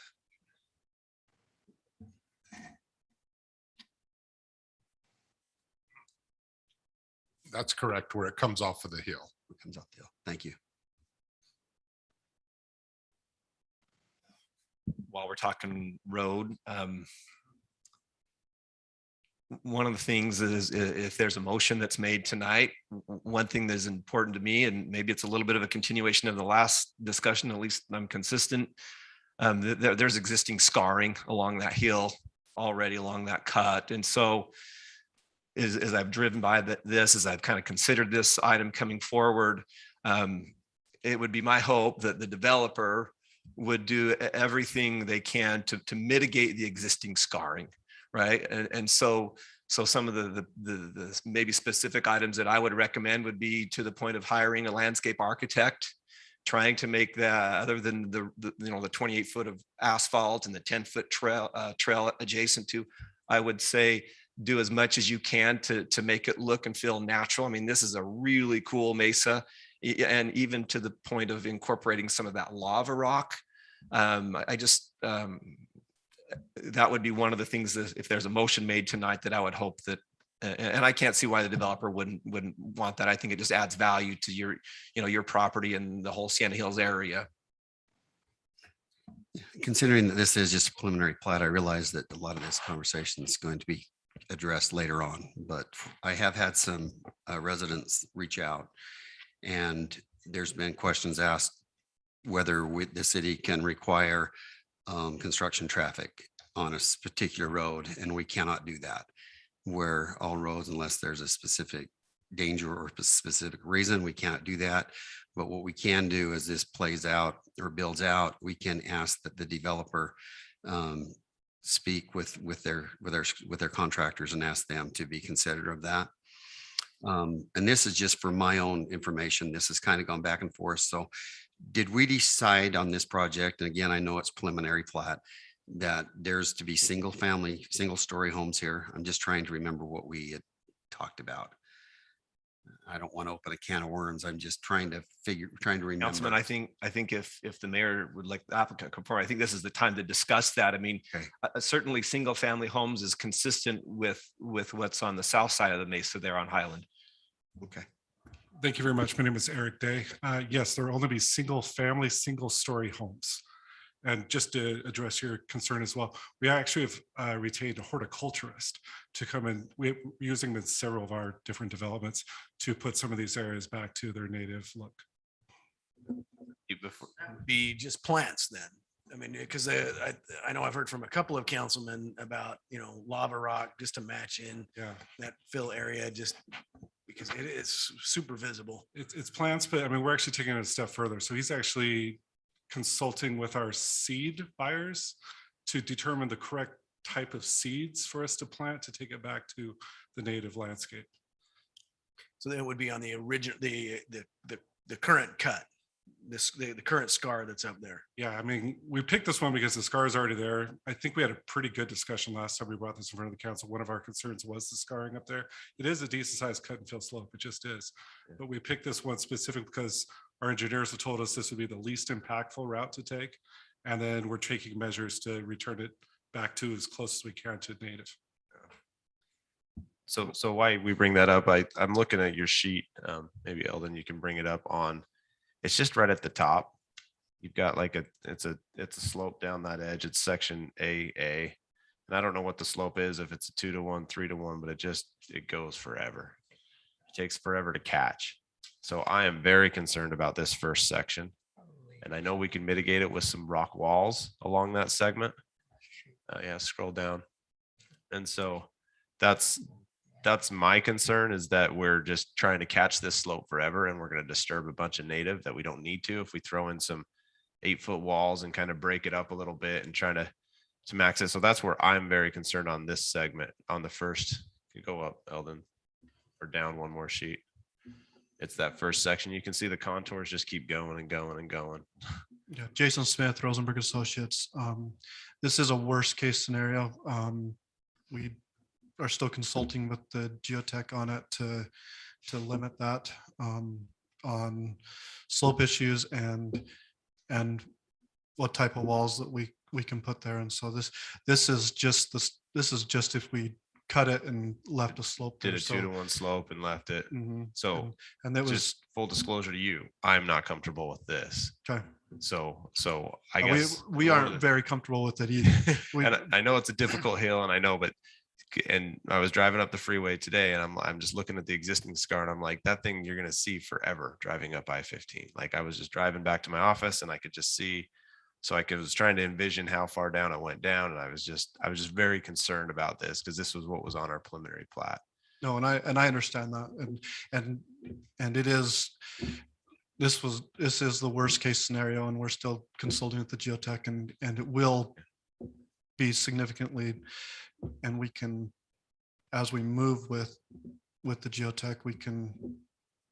So one of the things I'm going to recommend is that before we start construction, that we have a review of this roadway with the geotech, hillside comments, and we can look at this, how this design is going to be as a council, because it's such a critical mountain to us. I want to before they start construction on the phase. I think this needs to be designed and relooked at on the hillside. Like, I'm excited that you've got the easements and you figured that out. I just want to make sure that this scar is not this before we move forward. I'm not comfortable with it sitting like this today, but I don't want to hold up the preliminary plat, because I think that's something we can work out in another a condition, that the condition is that this has to be approved before we begin work on this road and the subdivision. And just reminders, condition 14 requires that this road be paved before they go vertical. And so there's already some requirement that it be completed. And so I think Councilman Coates' addition would fit in front of that. Okay, that it has to be But could work together with it also. Yeah. And I like that. And my other question was on the phasing line kind of didn't match up on the road. Can you help me with that and explain, like, Yeah, so hopefully I understand your question correctly. We changed the phasing from the first time we brought this forward to the second time. So what we did is instead of having going kind of 1, 2, 3, 4, 5, 6, we brought 1 down at the bottom, 2 up along the road, so that we had put the entirety of the Highland Parkway Road in, along with the secondary access going all the way around up front. but you still have 2 phases. So Correct. but you're building it all, you're building phase 1 and 2 together. We'll do the infrastructure for phase 1 and 2 together with the entirety of the roadway, which I believe was a condition. Yeah, from the that's planning what I wanted commission. to make sure. Yeah. Just because the plat said phase 1 and 2 along that. Okay. Just if I could say one other thing, just because you brought it up in it. When we originally brought this in front of the council and the planning commission, there was a lot of conversation about how many certificates of occupancy we could pull before the roadway had to be in. And this time, I have to admit, I was fully thinking that we would probably have to put the entirety of the roadway in before the first certificate of occupancy could be pulled. So we were sort of already along the same wavelength along with staff, I believe, on that one. The motion or the additional COA that was made by the planning commission said before we can go vertical, which to me, I think means pulling a building permit. I would just like to ask the city council if you are in agreement with me to revise that so that it's the same as the water tank. So before we can pull the first certificate of occupancy, we would have to have the water tank completed and the entirety of the secondary access completed, but not this go vertical thing. So you can construct them together. Correct. Well, vertical is kind of ambiguous anyway, because some might say that you could do your underground and flat work. I wasn't really sure what they meant. My take on it, I may be wrong, but my take was kind of a throw in at the end as part of the motion. But just to be clear, I would recommend if you're on the same page that we tie it the same way we did to the water tank. So, well, you're right there, Eric. So you have the right of way secured basically then. There's not any. We've you signed worked through that? contracts. Okay, you've signed. Okay. Yes. Very good. In addition to that, we're also in extensive conversations with the party that is under contract with the Solvents, both the partnership piece, the trust piece, and the Kathy Bingham piece up top. So we're basically planning our road and their project together. We're all using Jason.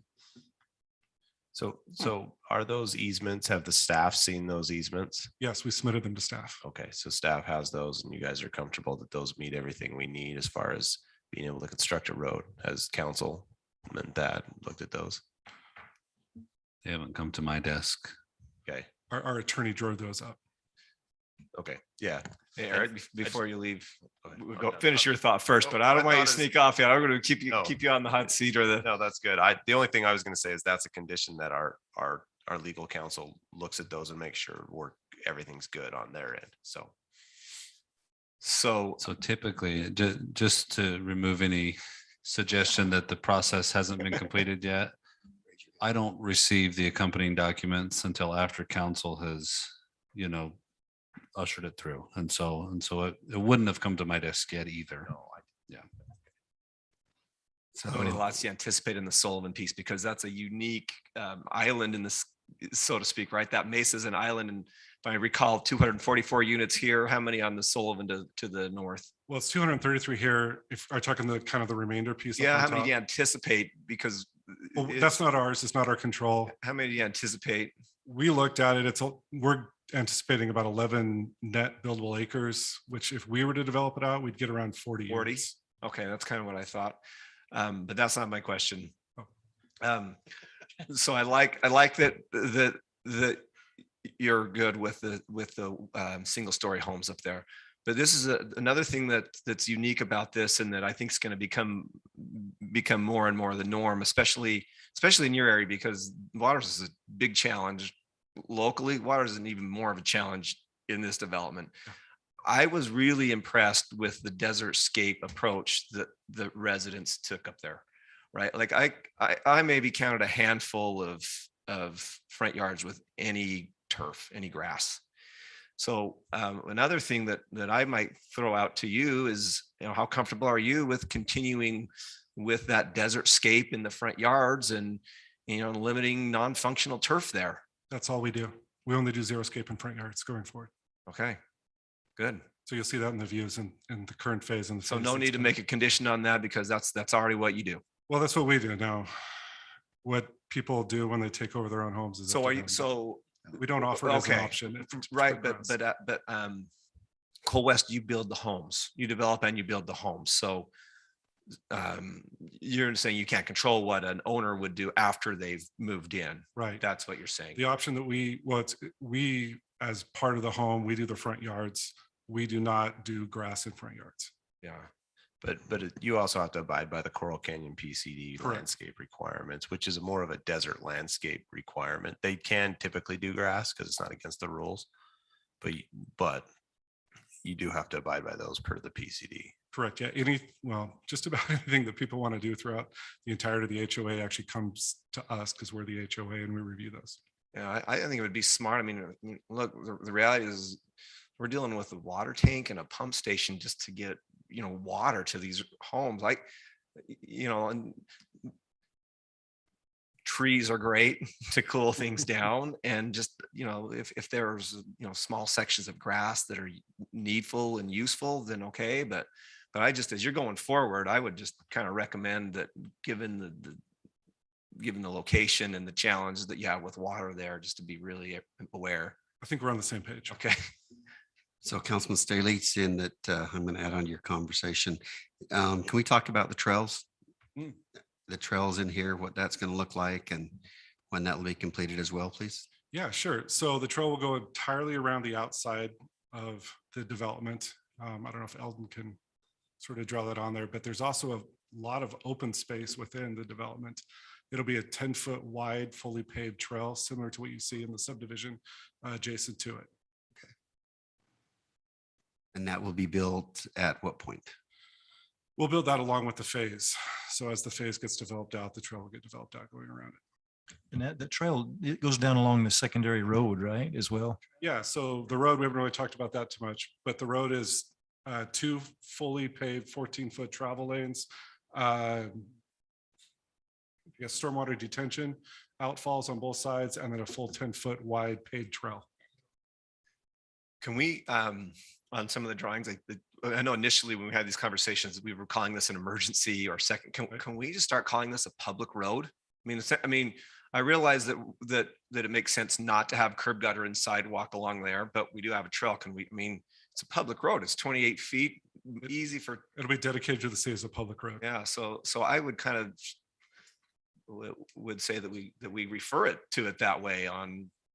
Is it not referred that way now? It seems like when I was reading, they're still calling it like an emergency access or something like that. And I just think future access, emergency access location on the preliminary. Yeah, so I just think it's important and I get the fact that that's a total technicality, but I just as this conversation has moved forward, I think it's important that we recognize this a public road. And I imagine that, if the council makes a motion to approve, it would probably say that the road is complete before a certificate of occupancy is approved. I mean, do we assume, or do we need to specify that adjacent trail is also part of that? Or what are your plans with the trail? We'll do it exactly the same way we're doing in the view. So we'll build it out as we go along for the phases. If you want to say that it's improved up to there, I think that would be a fine. It seems like it would make sense if there's the concern with the cut slope, if there's concern with the landscape and mitigating the scarring, it seems like it would make most sense for the road and the trail to be completed. Or are you seeing the trail coming down? Yeah, I'm talking that'll about definitely be adjacent put to the in. road. Yeah, we're planning on doing that. I was actually talking about the outside trail, which will also likely be done as well. But yeah, the trail within the right of way, it'll definitely be completed at the same time. I'd just like to say thank you for your patience and working through this. It kind of held you up for a while, but I think it's the right thing all the way around, and looks like it's a doable plan. So it's a difficult piece of property, to be honest with you, especially for around here. But I think the plan that we've come up with is probably about the best one that we could have. Like I say, there's no easy property to develop in Washington County anymore. Yeah, I think the previous developer in Coral Canyon took all the easy stuff and left us with the fun stuff. So. Well, it's my hope that the dialogue is not only addressed a great project for you, but for the existing homeowners, the great homeowners that live there, because they're passionate about where they live as we are. And I think that where we've arrived at right now, it's very close to finding the balance in that. Yeah, I will say we've tried to increase our outreach efforts to all the residents within the area over the last few months. We are and will be holding open houses for all of our new projects coming forward, for everyone to come in and sort of speak their mind and give us any ideas they may have. You know, and that's a great point that you just made, is having a good outreach with the citizens there and having some dialogue with them. That would probably go a long ways as well. I agree. Eric, Councilman Ivy brought this up earlier. I just want to circle back to it. There has been some concern and we're sympathetic to it, but there's not much we can do with it. Roads, you know, Highland right now is a road that's fronted by residential homes. Obviously, there's not anything that the council can do to stop people from driving on public roads and into, but as a developer, are there anything that you could do to encourage traffic to at least start to use this Highland Parkway that you're building, this descent? I mean, what can you do to kind of alleviate some of those concerns? We can't from a council standpoint, from a city standpoint, but what could you do? So we had a really good discussion, I think, on this at the planning commission level. And what I said that we would do is, through our general contractor that we hire for this, we will request of them to strongly advise all of their subs to take the secondary access, let's call it for now, the public road secondary access, to get up there. That will hopefully at the very least split some of that traffic, and then it'll kind of be felt on both sides.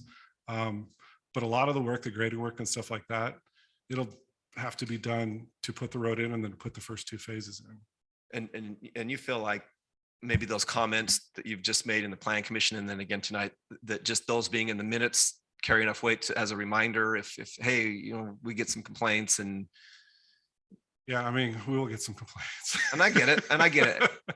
But I mean, we will do what we can to strongly recommend to our GC and their subs to take that secondary access. I think that's absolutely fair. And then all we can do is ask that. So Yeah, I think it's really their advantage, frankly, rather than having to drive them down through a neighborhood, use that road if it's there. Yeah, I agree. I mean, they will get down to some residential ultimately, but it'll be short-lived. You know, I look too at views to the south and, you know, where you're just doing a phase at a time. The construction traffic, yes, there is construction traffic, but it's not as bad as you might envision. But so whatever can be done, I think that's a good idea to try to shed it over to the new parkway. Thank you. If there's no other discussion, I'd like to take a stab at the motion and see if there's anything else council would like to add or delete moving forward. Take a stab. I'll make a motion. We approve the preliminary plat for the Solace at Coral Canyon located at 1500 North Highland Parkway with the findings and conditions provided by staff, with the amendment to condition number 14 that the secondary access tying into Grapevine Crossing included all of Highland Parkway will be completed prior to commencement. I want to modify that to be completed prior to any CO occupancy. But I'd like to add condition number 15, that the roadway design with hillside review and design be brought back to the council before a grading permit will be issued for approval for this secondary access road. And then condition 3 is that, I guess we already have the road all the way through phase 1 and 2. I was going to say phase 1 and 2 need to be constructed, but I think it's covered in that first condition. Can I have a motion? Do I have a second with those? Well, I guess normally we wouldn't have much of a discussion on that, but he did ask for some help. Right. Taking a stab at it, but so nothing on the desert scape, nothing on the trails, nothing on the single homes. So currently right now, I think it's some of by those the are in there. CCNRs, it has to be a single story home already for Coral Canyon. Has to meet the Coral Canyon landscape requirements. So as part of the hillside with the roadway, that's where we talk the landscape, that needs to be a part of that package. So that any landscaping mitigations for the hillside, that'll be all part of the hillside package that's presented to us. and that would include, you know, design for mitigating the scarring and the slope and all of those. That's what I anticipate seeing. So, And we still need the contract or construction drawings and that we can address that also going forward. Think they needed, they've heard our concerns about what they've presented. I think they can go back and look and add walls and get rid of these slopes that slope down in the areas they can't. They can show us how they're going to mitigate with landscaping. My concern with landscaping is you got to water it, and then there's more water we got to deal with on those. So I'd rather mitigate the scar and not have to landscape as much and leave it the natural beauty. And just another technicality, I like your motion. I think we're there. And for Lexi listening, can we just call, I guess we can call it a second access, but I want to be clear, this is a public road. Maybe if we could. In number 14. Is there a name for this road yet? I mean, maybe that An would help. extension that. of Highland, or? I don't know if you've thought about that, or Our intention is just a continuation of the Highland Parkway. Highland Parkway. So we ought to refer to it as that. That'll kind of help us get away from that idea of. Yeah, I Given just, secondary where this is a road now, it's not just emergency, not just a secondary, it's a public public road. This is a public road. Oh, Just in Fort, and I Okay. think Lexi could hear that. so let me restate the conditions. Just the additional is all minded by staff. And I thought of the fourth one that we talked about that I forgot to add, but so condition 14 will say that the road will be constructed at occupancy of before a CO is issued. Condition 15 is that they must design, bring back to the council the final design, the hillside recommendations, and any mitigation to the slope that they propose for approval on condition of this preliminary plat. And then, so what I'm saying there is that the plat will be null and void if they can't come to an agreement with the council on the access road. And we've heard that the trail is a part of that design. Trail is a part of that design. And then the last one is that the roadway easements are approved by our legal counsel as being adequate for road access. I know that legal counsel, are we okay with that? The plat is Well, void don't- without an agreement? Well, the null and void isn't accurate. What I think Councilman Coates meant is the final plat wouldn't get approved if they aren't able to satisfy that Contingent upon. condition. Yeah, and you end up with the same result. You don't get a plat recorded. And I like where you're going with this. The biggest concern that I would have, what I would hate to look in hindsight is that, and I don't think this is going to happen, but we've seen it happen in other places where we've seen it happen here, where the roadside was cut into, but then it wasn't done the right way. And so it's left scarring. It's how, I mean, That's why I put that it can't be issued. They can't start we grading. can't even start grading the until road the roads until approved, that design is approved. that we've had, that it's been approved through us. I And wanted that way I they can wasn't get- fully understanding Yeah, that. so they can get their design on the road and get it brought it back. They just got to come back to council and get that approved on that design and the mitigation and all the requirements that the hillside has asked them to do. And then they can, but in the meantime, they can work on their construction drawings and get those started to be reviewed through staff, and hopefully they mesh and that they can start grading at the same time. So that does put a little bit of burden on staff to make sure that some of that happens. So are we, because that's not. Well, our process would be no different. Our process would be the same. The applicant would be required to essentially bring a supplement to this plat for council to review as it relates to the future northern arm of Highland Parkway. I like it when we get creative, but sometimes we get creative enough that it puts a burden on staff and then it makes it difficult to. Staff's going to be involved with that road, whether you look at it before or not. And so, yeah, staff's going to be on that road no matter what. Can I ask a question? I think I brought this up before, and not necessarily relative to this, maybe relative to this application. And I don't know if anybody knows the answer to this, but the question I have is the hillside review versus when it comes to us for preliminary plat. I'm used to in my life past when I regulated this, that hillside review was done before a preliminary plat even came to the planning commission. I know there's a lot of work to be done there, hillside review, all the things that you have to submit, but it ultimately has to be submitted anyway. I don't know if you know, Jason, on that. I'm not sure what our ordinance says on that. Drew might be the only person that could tell us, but We've requested that they come to us before preliminary plat. well, I think that would help a lot, and we wouldn't be in this position of having to try to, make another condition that then we have to make sure that it gets back to us. So again, for this particular application, maybe not, we don't need to discuss that, but I think for future, we ought to look at that. So this, I think, is the second longest motion I've, There's a of my motion out there. tenure. Is there a second? Yeah, I haven't heard. So I'm gonna second it. Okay, thank you. Okay, before you do that, before we go any further, I have to apologize. You know, this hasn't, I have to apologize because I indicated under potential conflicts and possible abstentions. I'm not working on this project, so Oh. that it's not.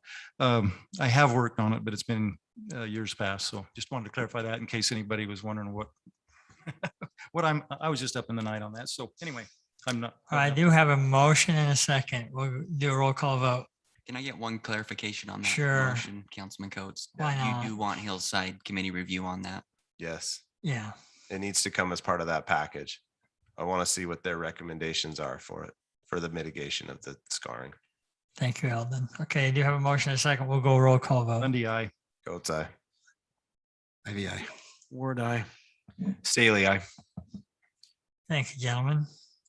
Item 7, preliminary plat amendment.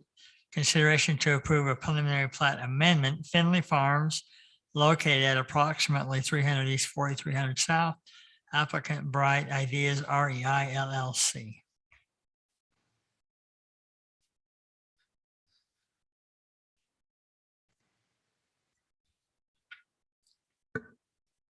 Thank you, Mayor. The purpose for this amendment is to remove lots 172 through 175 due to a non-conforming zoning. An application to correct this zoning has since been filed. Lot 176 has been added into the northwest corner of the plat as a result of an acquisition of property to the north. Lot 82 has been reconfigured to facilitate frontage to Weatherby Way for a future development of the adjacent property. Phase 1C, 2B, and 5B have been added to accommodate the timing and order of construction of the NRCS replacement project. And this plat includes 172 lots covering 70.48 acres.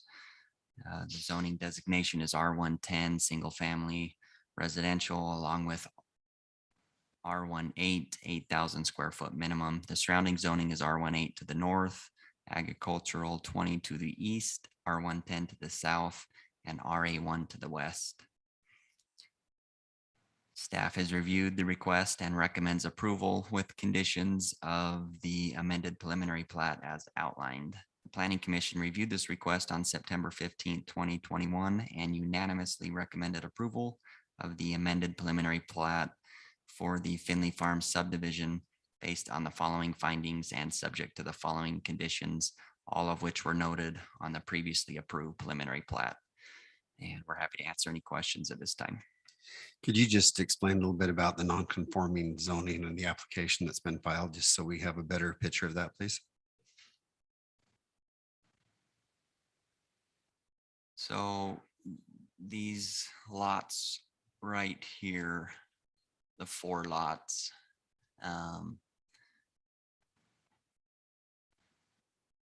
Adam, you know the backstory. Explain that. Hi, Adam Allen, American Land Consulting. So when we brought this forth and had zoning, and then in between zoning and preliminary plat, we were working with the Layton, I mean, I think it says Leslie Corporation, but it's Layton, to get a roadway through there. The utilities with the original school subdivision had been stubbed to the west side of his property. And he'd come back and said, well, you know, we were going to get an easement from him, put the utilities in and the asphalt and things like that. And then he came back and said, well, I want you guys to buy the property and you know, you got to pay X amount per acre. And so we were, the owner was like, hey, you know, that's a lot of money. By the time I pay for that, pay for all the utilities, put the whole road in, make sure you've got all your stubs. Can I buy a little more property? Put some lots along there. He did that. And then we showed new lots on the plat at Bush and Gudgel, but never checked the zoning. And so the zoning is like R1A right there. Sorry, which lots were those? Those 4 lots right below Bluefields Lane. Where it says phase 1A? Now where it says future phase 1A. Because that's what it was. It was future. It was phase 1A at the time when we got the original plat approved. But since going back with staff and that's not zoned, we're pulling those, making the other adjustments, and we've got an application in to get that zoned correctly. So what was it zoned? Just say it. I'm Start just- from the top again. yeah, I'm following- let's- trying to I'm follow. kinda- It's zoned R1, Okay, R1 or I'm sorry, RA1. I'm not R18, RA1. ag. Oh, okay, I Ag thought it was one. Yes, R18. that's the problem. I'm sorry. I said R1A, RA1. RA1. Okay. My apologies. So it's zoned 1 acre ag. lots and we have 4 10,000 square foot lots on there. That's not gonna work. Okay. I was Or like, 12,000 R18 square works feet. great. You're good. What are we doing? What are we doing? No problem. No. So you're just pulling those out of this plat. Yeah, the recommendation from staff when we did this, we're pulling those out because it doesn't conform. Let's move forward with the other amendments we were trying to make with it because of the NRCS line and the slowness that's going on with that. And then we'll bring it back again to add those lots back in. So those 4 lots are going to require your zone change process. And so Yeah. there's a timing element that I'm sure the applicant is aware of. They'd probably like to get moving on the majority of the project. Yeah, we'd like to continue moving on the majority of it. We're trying to make that conform. It was one of those things that he came back and said, put that on. We did and didn't even look at zoning. I know you're just for an amendment, You're okay. but I'd like to just lots 82 through 94. Okay, so we're talking the ones along the hill. Yeah, can you just talk about your cut slope there and your efforts to maintain a natural slope and a natural grade there? And I know, Yeah. look, I know this was approved once and it's not something we brought up then, but Right. technically you're back on the table. No, and I agree. And so this is weird because when I was at Bush and Gudgel, Bob handled the majority of everything up until like the very last preliminary plat meeting, which by then I was already gone and I was just here because he knew the developers who were doing it. My recollection is that if I remember right, our cut slope's not quite as tall as theirs. So all of ours will be completely covered by houses. If I remember right, I think our max is like 20 feet. It's not Um, near, for what I can tell, it's not near as high. And But there it's- was already an Me and Councilman existing- Ward are having a sidebar conversation here, trying to determine what happened. Yeah. And so my recollection of what I was told by Bob, and I wasn't at all the meetings, was during the general plan and the zoning process, there was a road that was already cut in there and they'd already disturbed and done some stuff on his farm where they'd come up and disturb to a certain point. And my understanding was that, and we've got it shown on our plat, there's like a dedicated, hillside, no disturb, no touch zone. And we were okay to do things in the other zone below that. I don't remember that on this project. I remember it on the other project near the Nyson Hill. That's the one I remember that on. But I could be wrong. I don't. Yeah, just but I saying, mean, but and during part of the zoning, we did zone some of it open space in between that whole, there's a great big huge cliff Yeah. and things like that up there. And so you did that. So- that was what my recollection is what I was told, but I didn't attend all. the Oh, you're meetings talking at the about time. when we were back in the general plan amendment and the plan, zoning no, I mean, phases. it's like- Because, yeah, I remember that bit was it's like the been- purple section that It's was been like open a space year. and It's been like a and year not and a to half or count almost towards 2 lot years. Yeah, Can't sizes. count towards lots, can't towards sizes, can't count towards anything. Everything below that existing road and cut that was already there, we could mess with. Everything above that.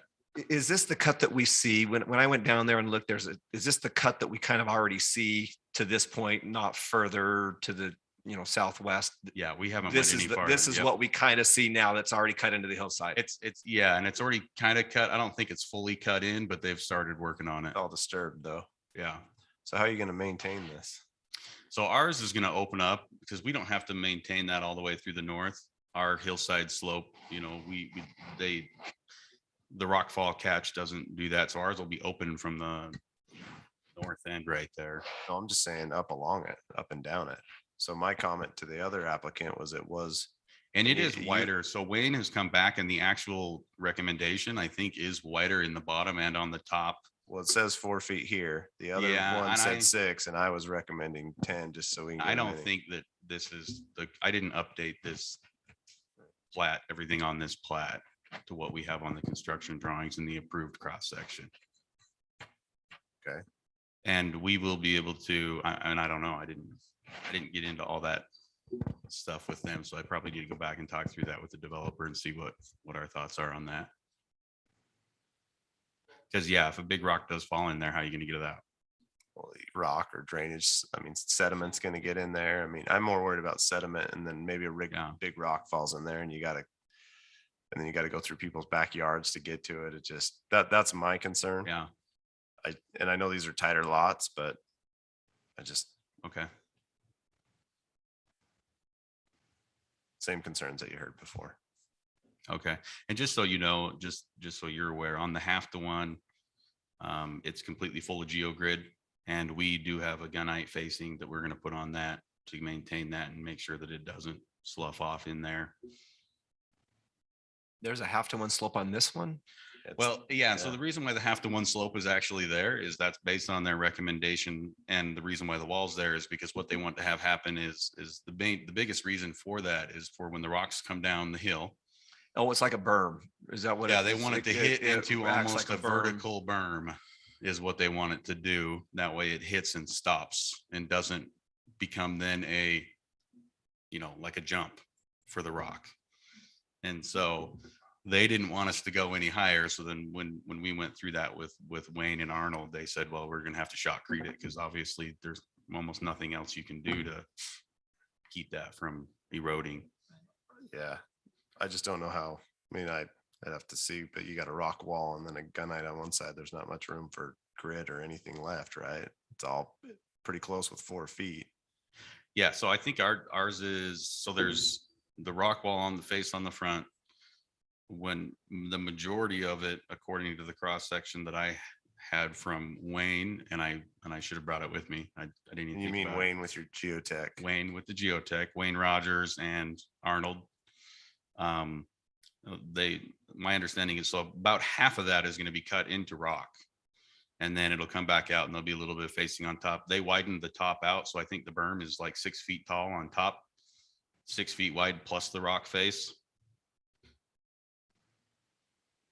So it'd really be like 8 feet wide instead of the 4 that was shown on here. I didn't even, to be honest with you, I didn't even relook at that section. I just got Bush and Gudgel's old file and. This section is probably directly from the geotech engineer, their recommendation, right? What you. more or Close. less- Like I said, the bottom is wider now. The bottom is wider, the channel, and then the actual berm that's being built is bigger. But initially it probably came Yes. from them. Yeah.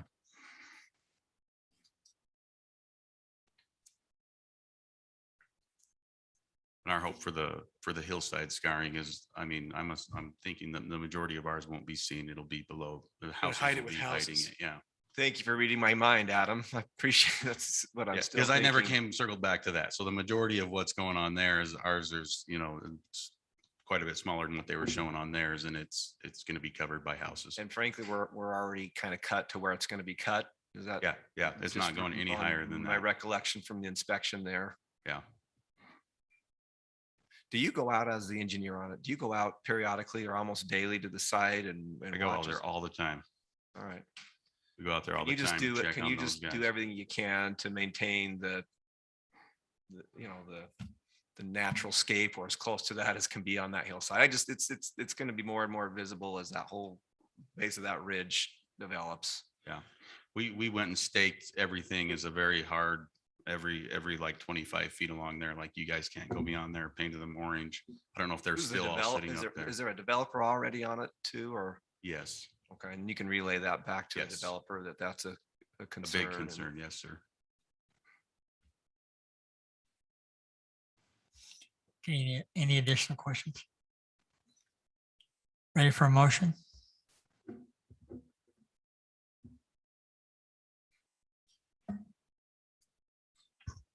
Councilman Bendy, I recommend it, or I motion that we approve the preliminary plat amendment for Finley Farms located approximately 300 east, 4300 south, as discussed. And do whatever is possible to mitigate that slope.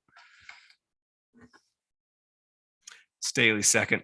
I do have a motion and a second. We'll go roll call vote. So Mayor, before we do that, I just want to be consistent with what we did to the other applicant table and based on that section's just not updated. And if we approve this preliminary plat, do we need to?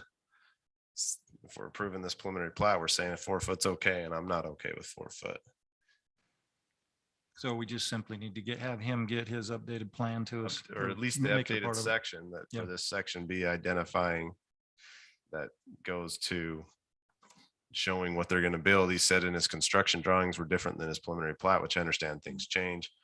But I'm just not comfortable with 4 feet laying out. One of you want to take a stab at a new motion? Well, or just add to that motion that we have updated cross section.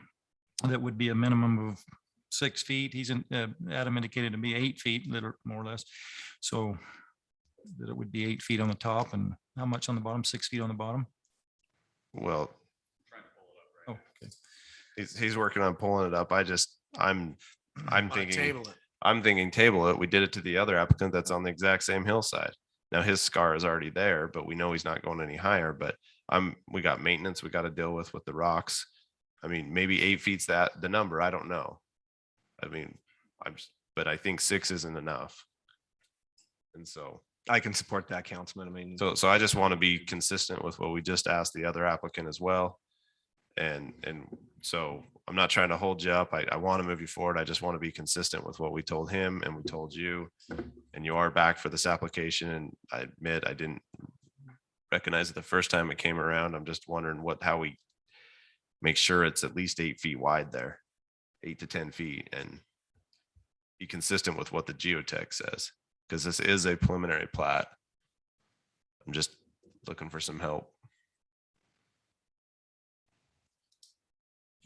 if you're asking to table it for them to bring that back with those modifications, I can support that. Absolutely. That's what I would like to do, but I'm also one of the majority. So I'm just saying. No, I hear you. I hear you. I think we have similar but different concerns. So if that's kind of the way you're going, But we do have a We have a motion. motion. and Yeah, a we have a second. motion and a second. Let's vote it. Let's vote it. and if I'll we- just withdraw my motion. Yeah, he can withdraw the motion. So And the second. the motion and a second has been withdrawn. I can entertain another motion. Well, I'll make a motion that we table item 6D, item 7A, the preliminary plat amended Finley Farms located approximately 300 east and 4,300 south till the next meeting, which is October 13th, so that we can relook at this hillside cross section and make sure it conforms with the geotech recommendations. Okay. I do have a motion. Do I have a second on that one? Second, Bundy, second. Thank you. Motion is second. Roll call vote. Staley, aye. Ward, aye. IVI. Votes aye. Bundy, aye. All right. Can I ask just one question? Sure. Am I going to resubmit an updated preliminary plat with the new section on it? Or do you just want me to? If we just submit had the a- geotech cross I section? think the best thing, I mean, that'd be the easiest thing is Okay. just swap out that section and say, here's the new preliminary plat with all the things you wanted. But if we just need to do a section. Yeah. That says, and that attaches with it, I mean, I'd ask staff what they care about. I think that's adequate, but the staff needs to keep track of this. So what's easiest for staff? It'd be best to have an updated preliminary plat with Okay. everything on it. So it's, Yeah, I'll update the section and provide the geotech report and everything else that goes with it. and he Thank you, wants the Adam. updated preliminary Yeah. plat. Yeah. Okay, Yeah, update the section on the plat. okay. Sorry. Just want to be clear because we Yes. talked about both. Yeah. Okay, thanks, Adam. Thank you. Okay, item 8, resolution, consideration to approve resolution accepting the fiscal year 2021 fraud risk assessment. Brian Brown. Mayor and council, this is required by the state auditor every year. So let me bring this up. This is what we're required to submit to the state auditor.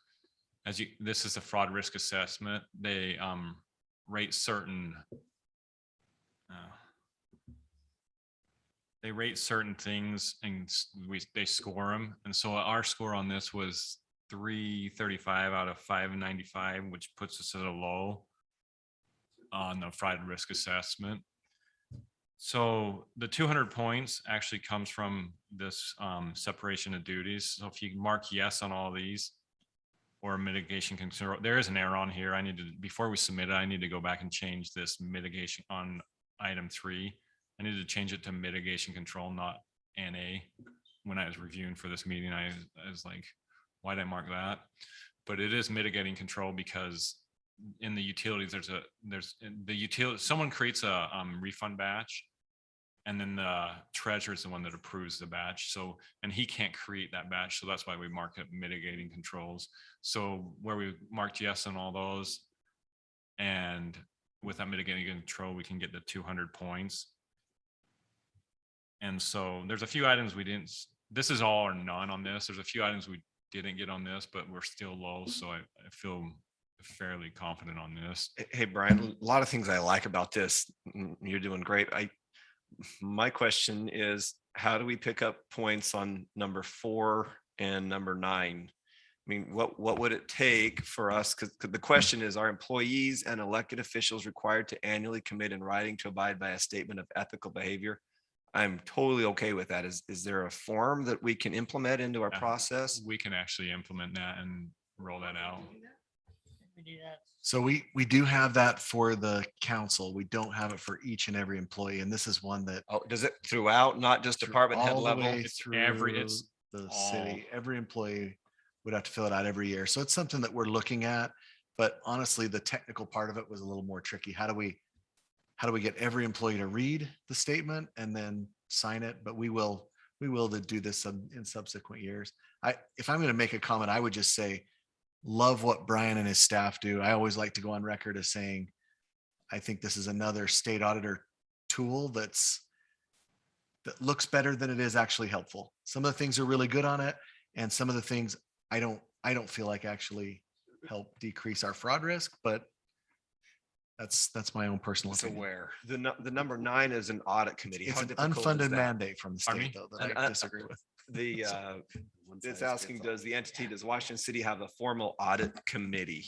Is that something that we've had in the past that we should have, that we could have, or We we have just? never had an audit committee.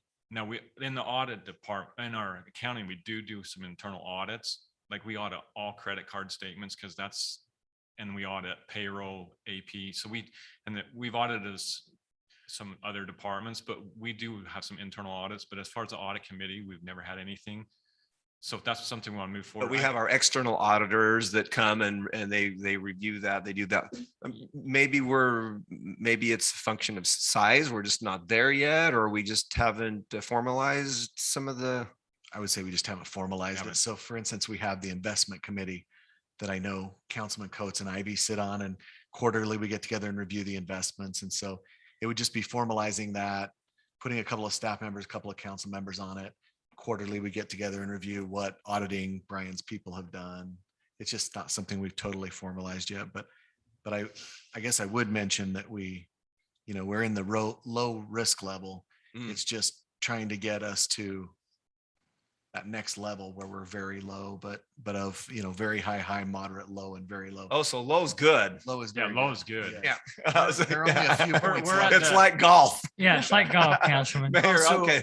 So and then to Low risk. Low risk. This is a Jeremy, low risk for Red's- fraud. Sorry, I thought that was like a great. I'm like, are we getting a C on this? Or? No, we're actually and then to one from the lowest. Manager Red's comment earlier, at a certain point when you get into the low, maybe you kind of jump off of the state formula and start looking at things that you personally believe actually reduce risk.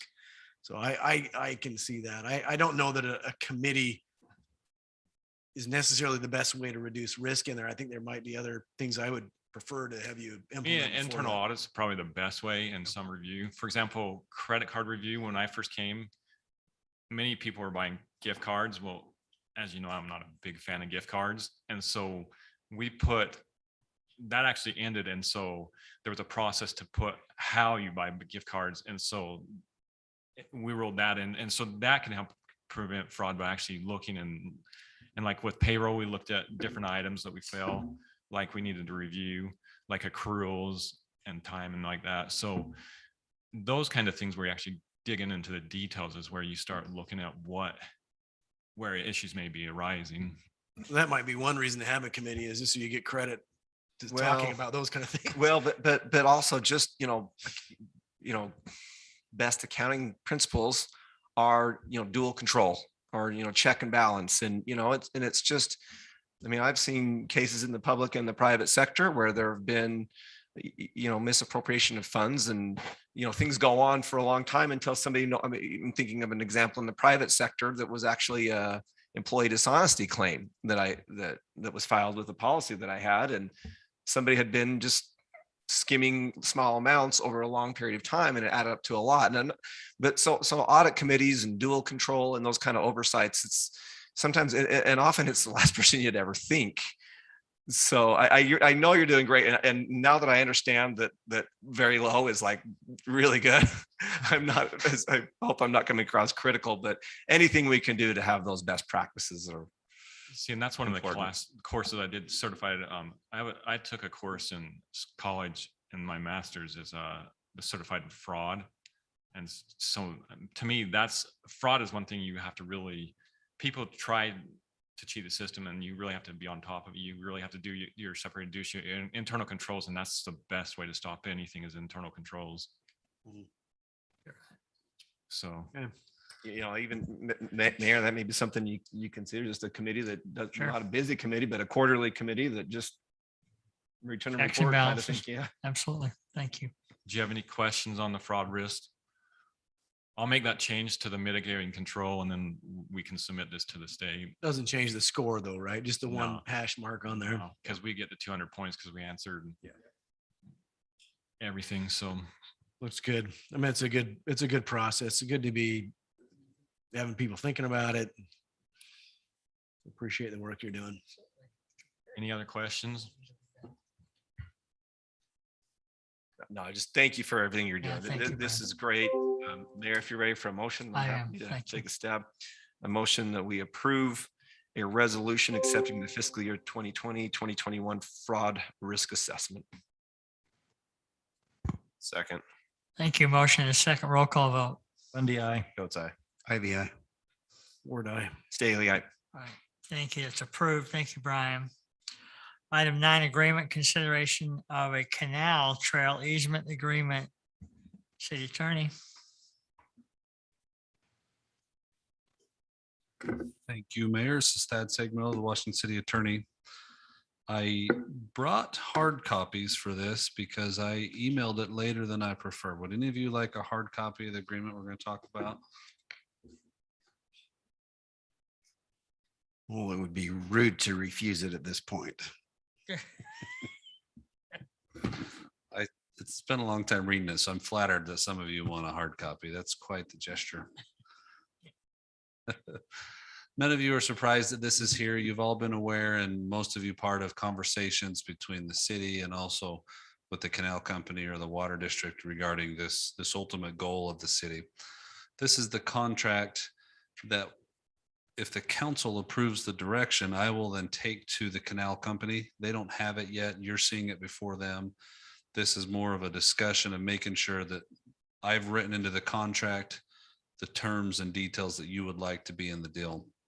So on the first page, just to clarify, this is a contract between Washington City and the canal company, even though the water district is who frequently speaks on behalf of the canal company, because the water district represents majority ownership in the canal company. This is what the canal company, not the district. On to page 2, there's some objectives there that I just wanted the council to affirm. The first is the property subject to the agreement. I've identified all of the property within Washington City that has the canal underneath it. That extends farther than our current trail planning. It loops around the north side of Shinabkive and then heads east to the diversion dam. I've included all of it just because it may occur that someday we can extend our trail in those directions. And I'd like our agreement on the front end to essentially maximize the boundaries within our city. As to applicability, I state that the agreement runs with the land and is enforceable upon all the parties. As I negotiate this with the canal company, it's likely that this will be recorded against all of the properties that abut the canal, so that it's something that runs with the land, shows on their title reports, and has the essential knowledge and binding effect of a recorded document.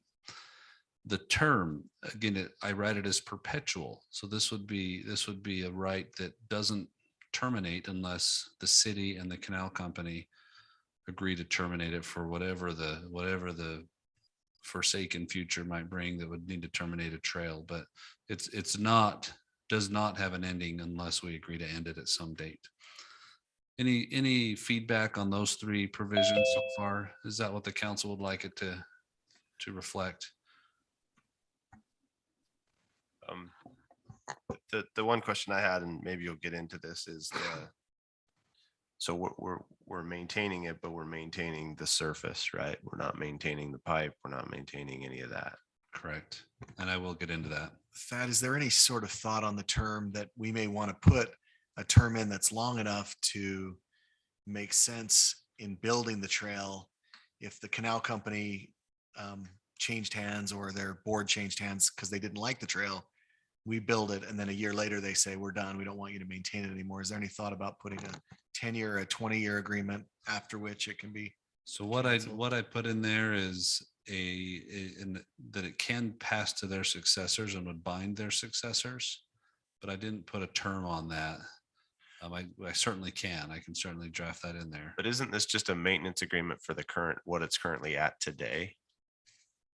I asked them to grant to Washington City the right to maintain the canal from the diversion point to Washington City's southern border, and to allow Washington City to build within that maintenance a public a public recreation trail. On any lands that they own. Well, they don't necessarily own them all, but on any lands that they claim the easement right to maintain the canal upon. Okay. I anticipate that there will be some discussion with the canal company to fine tune some of that, and we may have to, respond to their concerns. We know that they like this concept. We don't know that they like this contract, but we know that this is at least a concept that they have indicated they would welcome. So Thad, when you mentioned maintaining the canal, you're talking about just the surface, Just right? the surface, just wanted to be clear. correct. Yep. So on page 2, paragraph 1, this is where we're talking about the consideration that's exchanged to justify the agreement and make it a binding contract. Paragraph 1, the canal company grants and conveys to the city all of their right to maintain the surface of their canal easement. And so they convey that to the city as well. Paragraph 2, the city conveys to them the promise that they will build and maintain the access, use, and maintenance way upon the surface area. You'll see there in paragraph 2, it's just the surface area of the canal that we're agreeing to maintain. So that's the bargain. Paragraph 3 indicates that neither the city nor the canal company will be charged any further for any other costs or expenses associated with this. And so that means the maintenance duty of the city, that it includes personnel and equipment and materials, would come at the city's expense. And I just want the council to be aware of that and sanction that if you're okay with it. And the city wouldn't,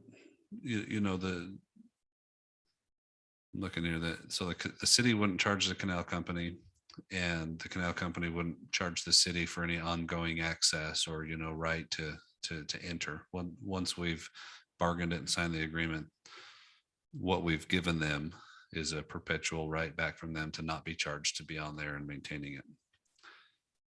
Paragraph 4 talks about repairs and expenses.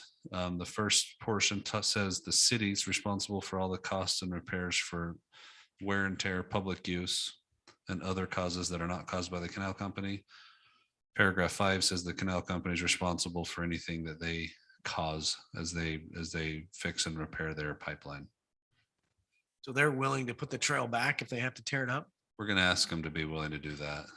They may push back on that, but if they go in and tear it up. They will, because we went and met with them, and that was one thing they mentioned was that if you put a trail here and we have to get into it, you're paying to put it back. So I like that we're showing it this way, and just pushing back. This was a few months ago, but Which is similar to what an easement the city would get from a private individual that we say, oh, we have this easement and you come in there and improve it, and we need to come in and maintain a storm drain, whatever. We don't have to put it back, but we usually do. Yeah, that ask is consistent with what happens throughout other utilities and other easement intrusion issues. The canal companies, it used to just be a bunch of farmers that didn't want to raise their own rates, that ran a pretty frugal ship. That's changing. I think we're giving them a lot already, and to ask that if they come in and dig it up to maintain their pipeline, which is probably a more common repair need than public use or wear and tear, to ask that they just bring that back to the state it was in. I don't think we're stretching, but we'll see how they respond to it. What is it that we're giving them? What are we giving them? You said we're giving them a lot. We're maintaining a roadway across their entire canal, and then we're building. They can use. You're saying that we're going to take over the maintenance of that roadway, so that they can use to access their. They don't even necessarily have a roadway. We're going to establish a roadway, which roadway is not paved. It's just a gravel. Could we even say base. reestablish? Yeah, we've got some fences, some gates, some walls. Like we've got some impediments, and then there's some places it's not maintained at all. So we're establishing a thoroughfare, a way across the surface of their pipeline, which is a big give, which they haven't wanted to do. We also have equipment to go in and maintain it on a regular basis, which the canal company doesn't have. We also have public works that has access to, the materials to do that on a regular basis, because we're maintaining other roads that they don't have. And then we have the personnel that could do that as well. And so that's what we're giving them. They're giving us just the legal right to go in and do that, and then consenting that as part of that, on the sections that we want to have a trail on, we can build a trail on the surface as well.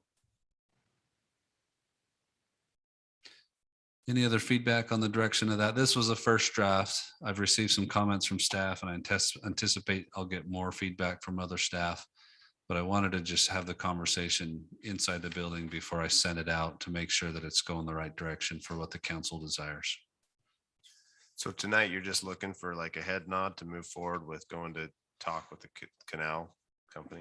Yeah, and you can send me feedback tomorrow. I mean, I'm not gonna shoot an email off tomorrow immediately. And so, yeah, if there's feedback that you want me to contemplate within this, tonight was to present it to you and then invite your feedback, so that I can advance it to the next step.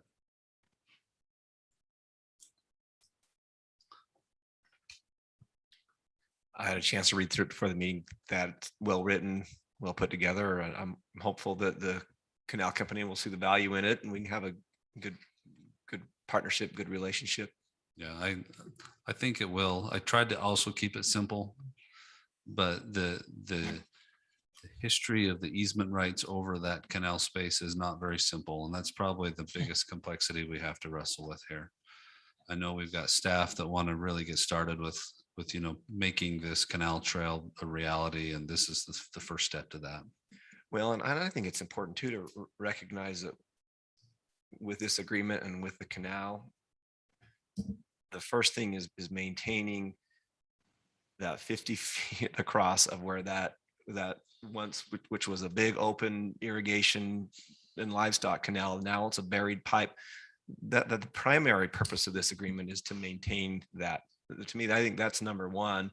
And if the canal company allows us to put a trail on there, then that's a great benefit to our citizens. But I think the purpose is in that order. We're willing to maintain that for you, and would like to have be able to use that for some public use. So hopefully that's a win-win. I think it is. That staff's opinion as well, is that if they were not going to allow us to put the trail on there, we would still want to maintain the. We might not be as apt. I don't know. I can't speak for staff, but Yeah, I was gonna say. but from the canal company, I think their number one goal is that easement is not encroached upon or not blocked. I think that would be the canal company's top priority. This is an underground pipeline that carries a lot of water through some of our, I won't say most valuable, but very valuable neighborhoods within our city. And even if there's not a trail there, we have an interest in that place being maintained, that there being, the ability to access it and maintain it. Because when you don't have access and maintenance is when you end up running into problems that you didn't know were coming because they weren't observed, they weren't maintained. And so, yeah, outside of a trail, we would like to see maintenance happen there no matter what. It's a big pipe. Well, but we're not prepared to separate and negotiate those separately, right? I mean, if we don't get the trail, then well, I think that's going to change departments. Who's even going to be interested in doing it and a few other things, but we're not separating them now. We're Not at this it's point. all We've- together. We've They would have combined to those. come back before a council if we're separated, correct? Correct. And this combination is kind of the culmination of a lot of conversation on this. You'll recall that the canal company's attorney thinks that we have all the right in the world to go and do this, and we just need to go and do it. My opinion is not quite as strong. And I also think there's public perception issues that we can manage without just doing that. But they have told us, get us a maintenance agreement so you guys can get in there and get going on establishing a trail. They acknowledge that having a presence up on the surface is a much better maintenance concept than nothing at all. They acknowledge that establishing access from start to end and working through some of the walls and gates that impede it at this point is better than nothing at all.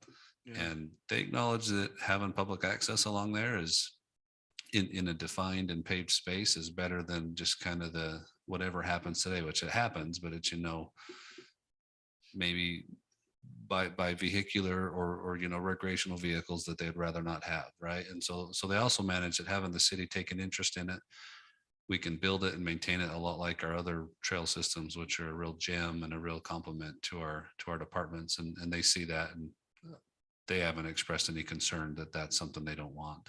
So as the canal company, they've agreed that this is mutually binding, that it would take both parties to undo this agreement. They haven't yet, but I'm going to ask them to. That's part of it, part of Yeah, your agreement, though, I would. I think some of the details we can adjust to their interest on, but on the perpetuality of it, I'm not sure we want to be very flexible. If we're going to go in and make the type of commitments it's going to take to establish this, I think that we need some long-term It's a big, guarantees. I would agree with that. We don't want that infrastructure if it can be undone for any reason. So I agree. Yeah. Is there I don't know if anyone's had any discussion or any insight on, I would anticipate that in decades from now, there will be no longer a canal pipeline there or a pipeline there. I think it'll always be there because we need secondary irrigation, so it'll convert to secondary irrigation. If it's not feeding a farm field, it'll be feeding our resident houses. Directly out of that pipeline. Someday I think that'll be, I mean, I don't know specifically, but it's in the Could ground be, and it's okay. there. It makes sense to just tap into it. The hydrology is interesting. I'm just because- thinking about as far as the canal company having an interest Oh, in the it. That's company what might be I'm gone. trying to, I'm just wondering in 50 years from now, if, they don't want it anymore, don't want anything to do with it. Yeah, that canal feeds, into Bloomington even, right? And so it delivers secondary water a long distance. But I don't think we have any way to guess what secondary water will do in 30 or 50 years. The thing that continually resonates with me is I think in 30 to 50 years, we'll be very grateful that we've established trails and preserved those type of ways. And so whether there's water under it or not, we want to ask them today to give us the perpetual right to allow our citizens to recreate and pass by on whatever the future holds. We might be more interested in primary water going Yeah. forward. Yeah, well, if we get as big as they say, that whole canal might end up being piped to a water treatment center and delivered in culinary lines. And then that would mean it doesn't have much water in it. But, there's golf courses downstream, Bloomington golf courses and others receive water that comes off of that canal that I don't foresee them stopping usage. But again, if I was a good foreseer of 50 years from now, I maybe wouldn't be in this job. Any other questions on that? Counselor, you're just wanting an okey dokey from these. I to think move I've got what I forward. want. I don't have any strong objections. I've had good feedback on a few points. I'm going to go work it into a final draft, send it over to the canal company and begin that conversation. Right. This council will see this contract again before it gets signed. And so you'll see it again, you'll see it in whatever we need to work it to satisfy both parties. So council's all in agreement for it to move forward. Okay, And again, it was discussion, no need for a motion there, Mayor. right. Okay, and then we'll move on. Thank you. To item 10, consideration of a change to the final plat approval process. So this is another one, no matter where we get, I'm not going to ask for a motion tonight, but it's an idea that's resonated and kind of been circulated between staff meeting and amongst staff. Our process is codified in our code, which requires that a development application be seen in the preliminary phase by commission and council and in the final phase by commission and council. And some cities do that, not all cities do that. A number of cities are trying to tighten it down and simplify the process by essentially stating that, or removing the requirement that the final plat come before commission and council. And so we know what our calendar system is in this city that essentially removes a month's worth of time in the process. And so the proposal would be to amend your ordinance so that preliminaries still have to go through the same process. And then final plats would only be brought to commission and council if the final plat that is submitted to staff does not conform with the comments and the conditions that were raised at the preliminary phase. And that might even be a small non-confirmation. See, if it doesn't conform to the preliminary plat, they should just start over on preliminary plat. If they have like to change a whole lot layout for whatever reason, then in my mind, it goes back to preliminary plat status and they work through that. And that little asterisk is mostly just a catch-all to give staff some discretion, so they can't say, well, you have to approve it at staff. Like if there's something that just isn't quite right on that final plat when it comes back, we would write your ordinance amendment so that staff do have authority in the ordinance to hold it up and send it back to you. And so that would be a discretionary authority, but at least puts the authority in there so that an applicant can't beat staff about the head and say, look, you don't even have the authority to hold this up. And that would cover any amendments that are proposed at a later date, lot line changes or anything like that, that would have to come back. Sometimes we just have things that show up at the final, right? Sometimes there's just a detail. And so if anything of that nature that wasn't known or discussed at preliminary that shows up on the final, staff would exercise their discretion and force them through the system, not force them, but require that they come through the system that we do today, which is commission and council see the finals. But if the final comes back and it conforms identically to the preliminary and all the conditions and just elements that are mentioned, the proposal would give staff the authority to just approve it and process it through without another cycle through the meetings. You're saying there would be no change to the preliminary there. You don't feel like there's any additional rigor that needs to be added to the preliminary in order to eliminate the review of the final? Well, right now, the way it stands, the vesting happens at preliminary. So we should already have full rigor at preliminary. The reality is because we have a final, I think that some of that rigor kind of lingers until the final. But the reality of under Utah law is the preliminary is where rights are vested. If you approve the preliminary, there's vesting that's already in place. And we haven't run into this, but a denial on a final could be something that gets appealed and overturned if we don't have sufficient basis for that. And so my suggestion is we would train so that we really focus that rigor at preliminary. I think this week and last week, you've had a couple really good examples of projects that the council has tabled or kind of asked them to take more time and spend more time on. I think your preliminary would become a lot more like that. If it's not, filling right, we ask them to take some more time and come back when it is, because preliminary is the only review you get at it. If you feel like your list of conditions and things is getting into the double digits, you can do the same thing. Look, here's our feedback, go work on it, bring back an amendment that incorporates this so that we feel like we can give it that. And so it heightens. Well, I agree. And I think the council almost needs to, if we're going to take this step, we almost need to agree with each other to say, look, we've got to have more fully put together projects. And if we have more than just a few items we're going to add to it in order for even the staff to do the review for the final and to make sure that it's all done, we've really got to step up our game. And I agree with you, Councilman. And one of the things that, Councilman Bunny and I, I mean, we're in the field. We talked about it that at this point, by the time they come back for final, I mean, the whole subdivision's built. Yeah. So it's kind of like it's built and it's done. And it's sitting there. What are you going to do? Go say you can't have a road there anymore? It's kind of past that point. So what's the point of making them go through the so I'm gonna process? keep going with that too, though, because staff will have to kind of make sure and help us to get to that agree with point that. as well. So we got to be more diligent on the preliminary plat, and I think we showed that tonight. That way, staff has to go back and review the minutes and the conditions that we put on these every time. That's got to be part of their checklist. Okay, they've hit all these conditions; they're all set.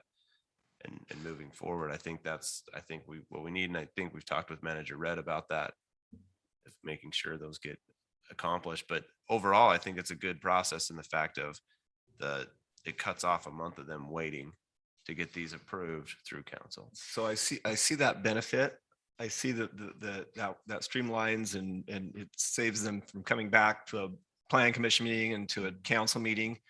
I remember years ago, in fact, when we sat on the council together, every final plat was its own item, similar to how we have preliminary plats now. And then I've noticed that within the last few years or however long, that's all part of the consent agenda. But let me just kind of play the other side of the discussion for just a minute, because I don't disagree with trying to, and I think we do that. I always approach a preliminary plat with vetting then, because I understand that they're vested then.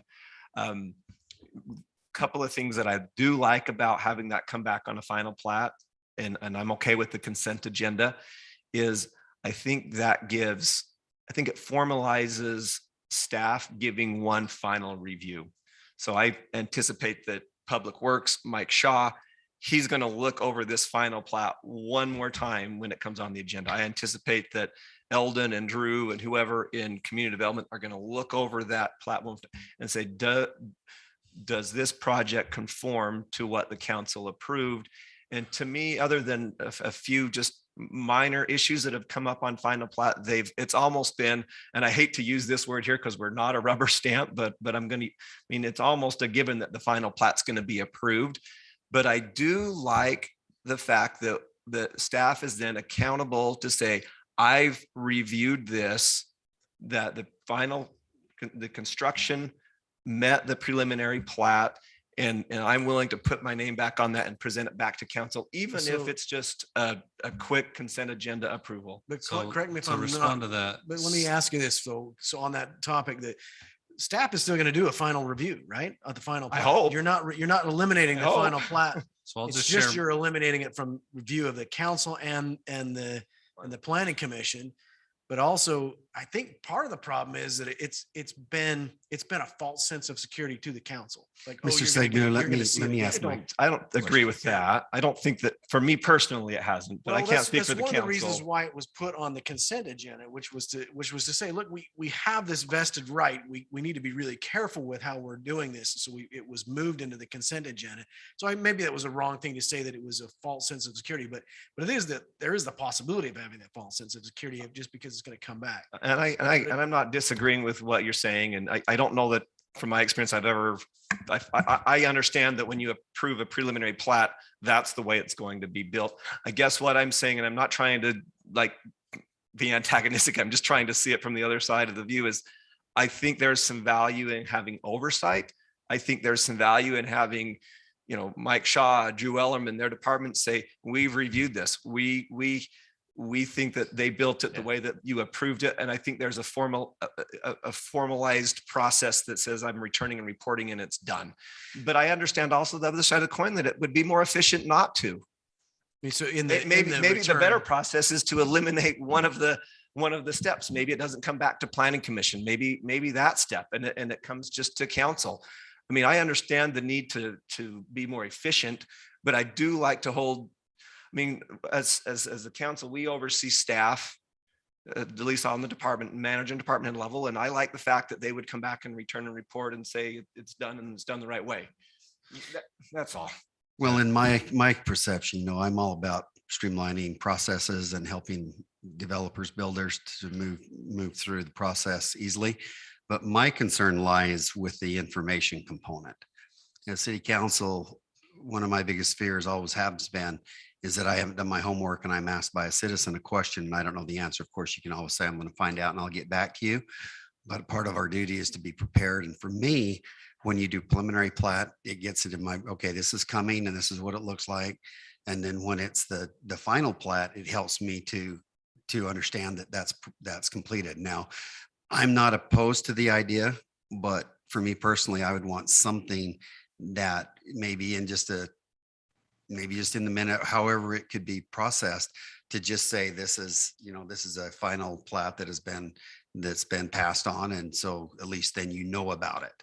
But I do think there's value in having that discussion, at least with city council, just on the surface. And I think you've keyed into the crux of really the conversation. The reality is staff, they sign the final plat and they review it when they have to sign it. So my office has 4 plats on the desk because of technical things. You've approved them. I won't sign them. Legal description's incorrect, right? The CCNRs aren't correct. So I'm stopping them in my office, even though you've said, go ahead, right? And so staff recognizes each one. When you get the preliminary plat, your planning staff and your public works staff have already seen multiple variations of this. But our commissions and our councils don't work with them on a daily basis like that. So your information is not nearly as deep as what the staff information is. And I think it is important that the councils and the commissions, because the chairman of the planning commission signs plats, the mayor signs plats. And so I think you've keyed in on that, which is if you don't want to change, let's not make a change that makes you less informed on the projects within your city. And so if there's a way to do that, but I think that's kind of the difference in the element here. This change does not change our staff processes. We're gonna review them at the final plat stage, and everybody that signs reviews them heavily, regardless of whether there's a change. So I maybe just interject at this point. Because I know the planning commission has asked for more. They've asked for, they would like to see the fire department's write-off on this. They would like to see every department's write-off on these things coming through.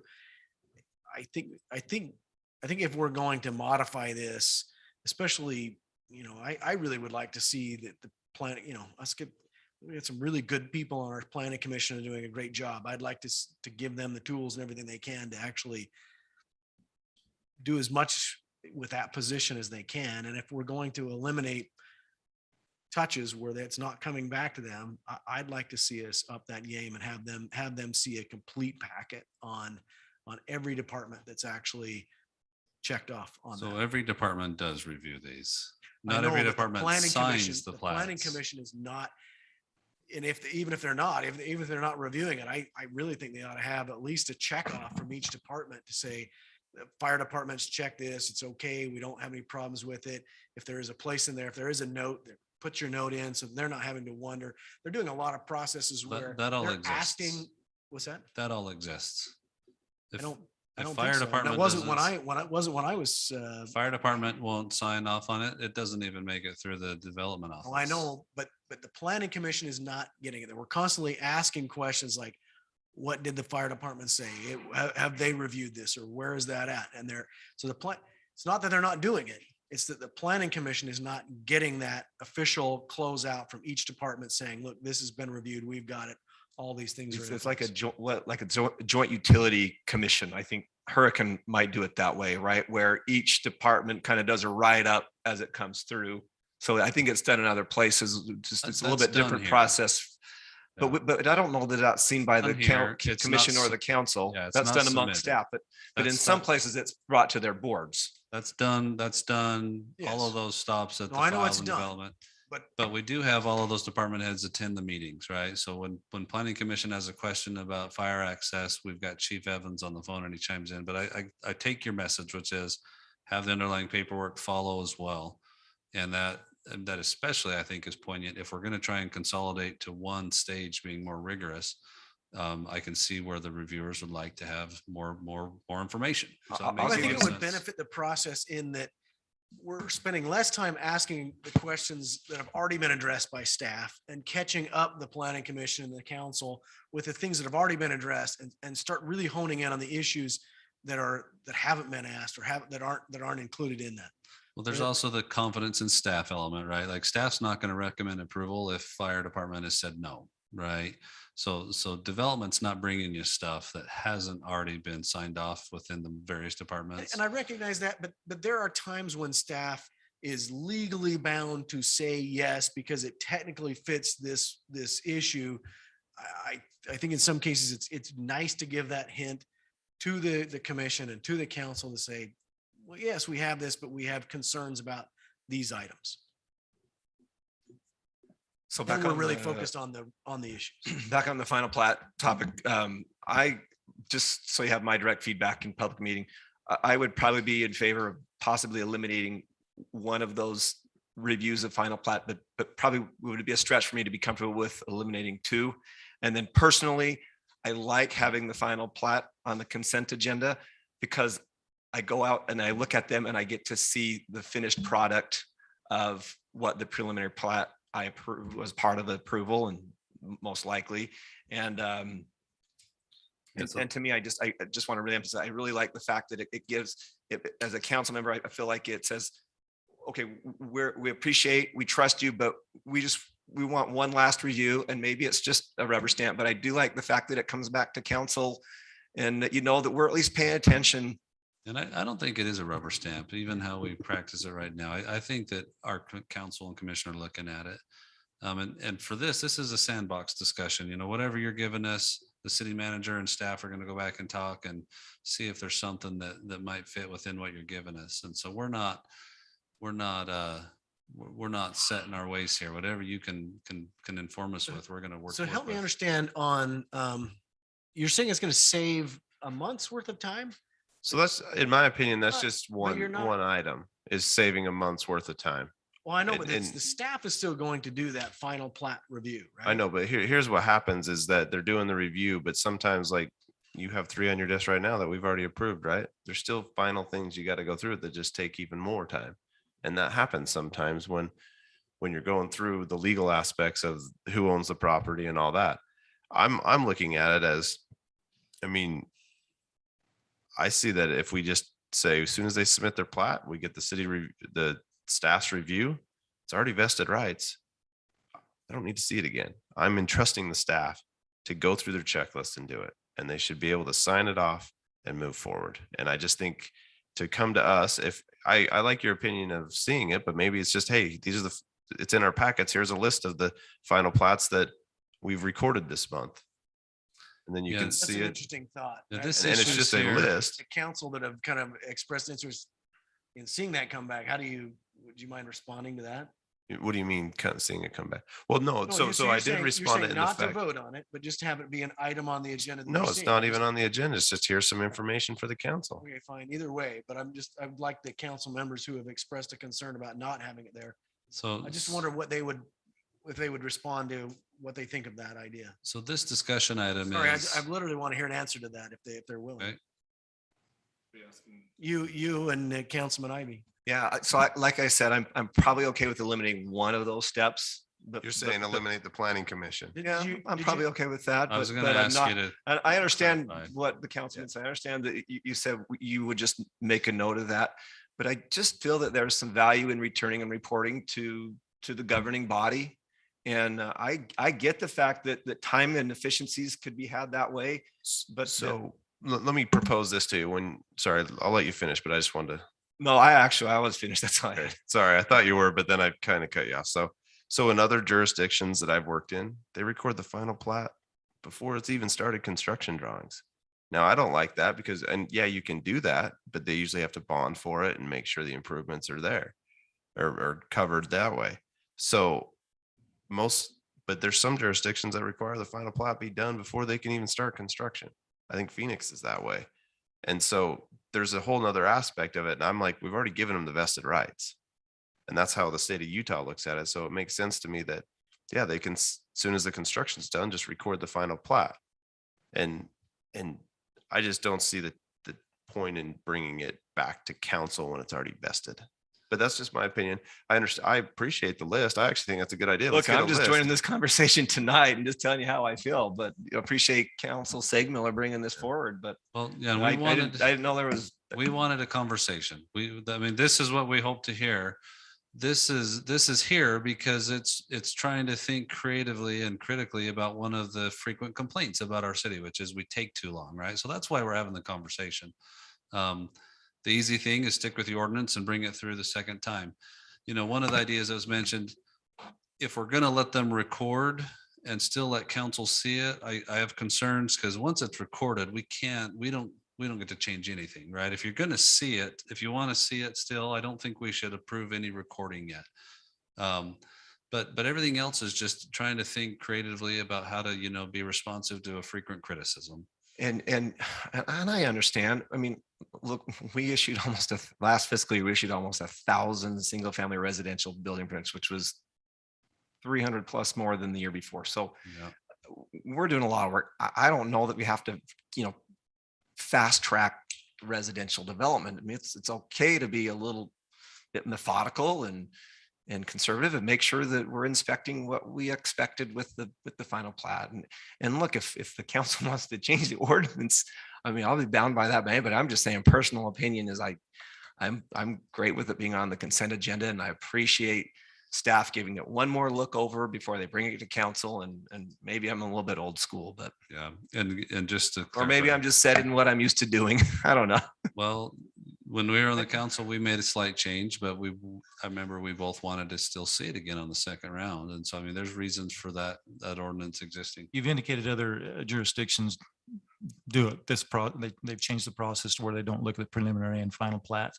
I've heard from a couple of them, and they say, oh, that's great. You know, staff likes it, development likes it, everyone likes it, because it just resolves a lot of discussion on things that should be discussed at preliminary plat in my stage. And the key is getting all that information. For example, hillside review. You know, we've talked about 2 of those tonight.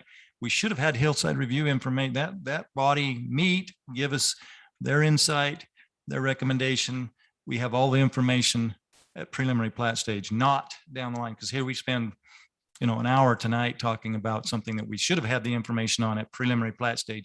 Then we would, of course, we would have to rely on staff to make sure that all those things are followed through with. But I have confidence that staff will do that. They may need more help just because of the volume that we have, but I have confidence that they would do that. And I just think it'll save a lot of time. And, you know, I've just noticed, it seems like we just kind of go over some of the same things we already talked about at preliminary plat when we get to the final plat stage in some instances. And we just as well shortcut that, make sure we have everything at that initial preliminary plat review. And then the staff has something concrete to move forward with. Yeah, so St. George is one of those jurisdictions. They've created a new staff position. Their planning commission chairman no longer signs their plat. Their mayor doesn't. There's a staff member that essentially signs on behalf of all of those bodies. They wanted to cut down the amount of signatures because, you know, getting signatures takes time. They wanted to cut down on the amount of reviews in their boards and commissions. And so, but that doesn't mean we have to do it. That doesn't mean it's the right fit for our city.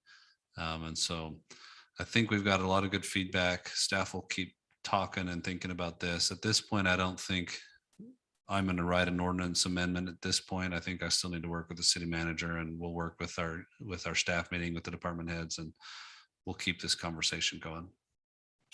Can we look at eliminating a step? Yeah, let's give us some insight on that. When Councilman say they proposed that, which step would you prefer to eliminate? Do you want this to reside at the council for the final plat, or do you want that to be a planning commission step? So the short answer is I would, my personal opinion, 1 of 5 here, 1 of 6, is that it come back to the council for the oversight. The counterpoint would be the planning commission should be the land use experts.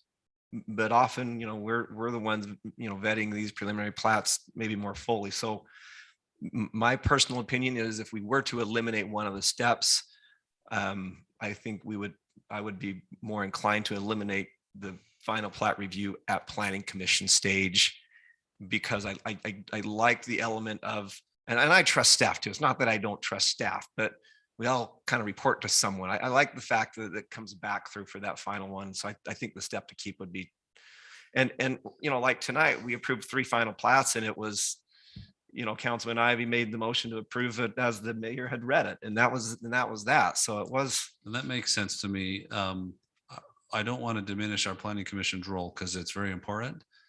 But the reality is it is just a recommendation for approval. And maybe we don't need them to recommend for approval twice, right? And so if you say on the final, we don't need a recommendation. And so there, your comments make sense in light of how our system works. And look, and maybe that's a step towards a practice that makes more sense than what I'm saying tonight, but maybe that's what I would be comfortable with. So the attachment to that item is your ordinance. I highlighted in green the 4 paragraphs that we would need to kind of work with to find an amendment that kind of reaches what we think is the process we'd like. If you have time, read those and think critically on this some more, and then let us know your feedback as we try and see if there's something we can do. Well, I would concur with Councilman Staley on that. If that's something that the council's comfortable with, that's one step forward, and I see of making it easier process. So it sounds like we'll take a baby step that way, but we'll also commit to a couple of things, which is getting the planning commission a little bit more information ahead of the meeting, which is what I think the information is available at the meeting, but they want to be able to review it in their packets ahead of the meeting. Does it have to be a And baby step or can it be a small grown-up We'll step? call it a small, okay, a toddler, no, a young adult step. How about that? And then as we, I think as a council, you've all wanted to work towards making sure that preliminary plat was the way you want it before you approve it. We can do that without taking away that final step. And then at some point, when we get to the point where all of these are just going through without any issue at all, maybe we take the final step there, the final half step. Does that sound reasonable? Okay. All right, thank you. If no other discussion, we'll move to B, consideration of change to side yard public utility easements. So this is another sandbox discussion. We aren't asking for any motion or action, but it's again, just feedback.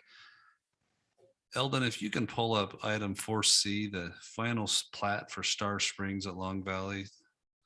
It has a plat that kind of shows what we're talking about as far as side yard public utility easements. Is it just side yard or backyard? It's the 7.5 foot, I would assume. So So we're talking currently about. we require 10 on the front yards. Any street frontage is 10.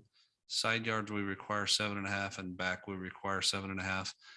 There are times when we use these. Recently, our power department used one of these just kind of, well, just public utility easement that was defined at plat stage, but never was planned for. But they had a need to change some of the services in there, and they used them, and they went to the residents and indicated, look, when your plat was approved, this is it. So you'll see kind of the bolded lines of the lot lines and the hashed lines. Under this proposal, I'll just go point to. There's a hand mic there. Look at that. I don't know how to turn it on. Under this proposal, the hashed lines on the internal side yards, we would stop imposing public utility easements as a mandatory step at platting. So did I hear you say we just used one of these? We connected a new utility service by using some of these, yes. But most of our work on public utility easements inside yards is vacating them because they're kind of in the way, right? You're just proposing the side yard? Well, the next step would be the back lot lines. Staff would be in support of a side yard and a back lot line change. But again, there's the small adult step and kind of the full step here, right? If you want to address side yards, that's kind of probably the low hanging fruit. Backyards, though, we don't use those ones a lot either, but they do occasionally get used. There are times when city departments have been glad that those exist. The majority of the times are when we're just working around vacating them or dealing with changes. There's also state law now that allows lot owners to adjust their boundary lines without bringing it before council. And so when these easements are imposed at plat phase, that the state allows us to review and approve at this level, and then they allow them to change the boundary line at plat phase. There can be some confusion there, but that's probably a side note as to why this is recommended. It's not the primary reason. So the reason that we would potentially eliminate these is just simply because we feel like that they're burdensome. They're not, they don't serve a real purpose to the city. We haven't used them a lot. I'd be interested in knowing where this recommendation come from. Was it Public Works or Building Department or something? This came from our staff meeting group. So the whole team, I'd say that it started with city manager and city attorney, and then we discussed it amongst them all. But, Public Works has known that cities are getting rid of these for years. So Mike's known about this movement long before Jeremy and I, talked about it the last few weeks. Zoning and development have known about it, but they've imposed it because they've wanted to, impose it so that we have all the utilities. But, zoning and development don't need utilities in side yards. They want setbacks to be correct, right? The electric department is the one that probably uses them the most. The main reason is we think we're good enough at planning now that we have our easements, we have our utility ways at platting. And so that's the main reason, is we think we're good enough planners that the circumstance that we'll need to find a utility easement through the middle of a neighborhood is not very likely.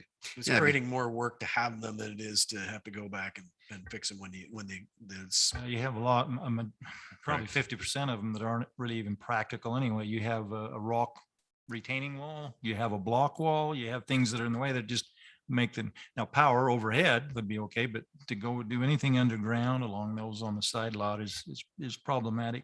You're right. And then we don't defend them, right? We don't make sure that people aren't building things on top of these like we do some of our more serious easements.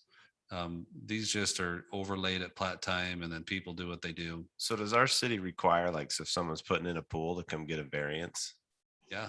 See, and that's just a burdensome, like, I know in other Pool, a cities. shed, anything they want to build, they have to come in and work with Public Works to get a variance. So imagine somebody buys 87 and 88 and wants to combine them into one building lot. They've got to come and vacate those two, right? And that's the majority of the work we do with these, is vacating them or varying them to deal with what people are doing with their land. There are some instances where the city needs a drainage easement that's 20 feet wide, perhaps along that, or a power line easement. It's recognized in that planning process that, oh yeah, we need to have this, especially if it's a storm drain, for example, that's a gravity, that you need to have that. So those would be put on a plat anyway. Correct. And because those we're going to put a storm drain line in, for example, at the time that the subdivision is built. So it needs to stay there. Correct. And then among the staff conversations, we've kind of touched on a lot of this. You'll see the backlot lines tend to be a straighter, truer line. And that might be one reason why you keep something there, is, in the circumstance that we do have a future need to bring something through that we weren't able to plan for, there's at least something there that's a straighter, truer line that's probably going to be a little easier to use. So you have like 20 fence lines you got to Exactly. That's the exact problem with it. And that's why I don't see the point in it. And he did mention that Public Works had used a few. And so we asked them, really, the people let you come through their landscaped walled yard? And he said, oh no, this was an area they didn't have any landscaping, is in the old part of downtown. And they probably would have let us go through anyway, right? Well, that's the difficult part of this. We have our regional easements. We know where they're at. They're accounted for. And to ask a homeowner, if you need to come in and they have to tear out some improvements that they put in, I don't see that as very fair. Because I've bought several properties that has that 7.5 foot easement, and I've always just acted like it was non-existent. I don't know if most homeowners are like that. I was going to say But- the vast majority. less I'm than sure of them are. 1% recognize. They're going to be shocked there. and they're going to be shocked to find out it's there, and That you try to dotted use line. it. Yeah, you're just going to create a bunch of consternation. One of the other ideas staff presented in our discussions was maybe expand the front and side yard, all of the easements that front roads, maybe expand those to 12 feet. At least gives you some room if you do need something in the future. But again, that was just one idea. The reality is we do this. A lot of cities don't do it anymore, and we're just trying to think. Can I get on the record that I support this? Let's After do the it. last time, I am I fully support it. supportive of this one, Thad. I like this one. Do you want an ordinance to consider at your next meeting? Yeah. Essentially, not an ordinance, it'll just be a resolution. This is not codified in our ordinance. It's just been a practice that's been widespread throughout the municipal industries. Are you prepared to do front and back? Me? Yeah. What do you mean? Staff. Side and back. Just the side. Side and back, yes. Well, we wanted your feedback. So we're prepared to do what you. I would you like tell us you side and want. back. Side and back. So everything but the street The frontage. bigger thing to me with the site is that process of having to vacate. If somebody needs to move a property line, a lot line, that gets really cumbersome. You know, we have a fee, it ultimately has to end up with the city council. I'm going to have him So on. speak just a second. But having dealt with these for 40 years, literally, these side lot lines, I very seldom, you're probably the second time I've ever heard anybody say that the city actually went back and used one after the development was all built out. It just doesn't happen. And it It's was like- recent too. Like Yeah, I it was mean, it's- timely because we had this discussion, our power director's like, well, we just used one of those and it was Yeah, interesting I to mean, learn about. I'd be interested in a summary of how many have been done, because I think it's very, very, very few. So I would say he still went back to the property owner and said, this is what we'd like to do. We do have this easement. Would it be okay if we did it? And most property owners, to get power connected to their house Will are pretty concede. motivated. Yeah. So I think it would have happened either way is my point.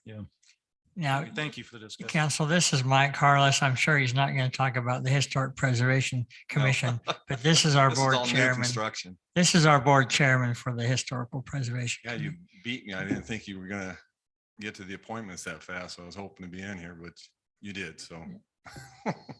No, the question I have, I like what you're doing on the back and sides between you and the other property owner.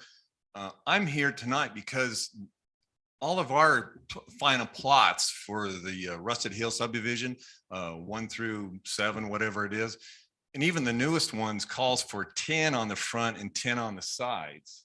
And I heard you just say it was 7.5 on the sides on a street or side. Okay, so with that in mind, the city has allowed, and I'm talking about block walls and retaining walls to go right up against the sidewalk. So the sidewalk's a little under 5 feet. And they've been allowed to put block walls and retainer walls right on that. Now, what had happened across the street from me when the other neighbor was building, he cut into the gas line. So the gas company showed up, pinched it off in his yard, climbed up in the neighbor's yard and got ready to start digging on their sod to go down now an extra 15 feet because they had a raised wall and everything. And between me and that owner, talked them out of it because we took his cat and went over to the front part of his yard. And the deal was if he dug the hole for him, they wouldn't tear up his yard and go down through it. And they bid on it.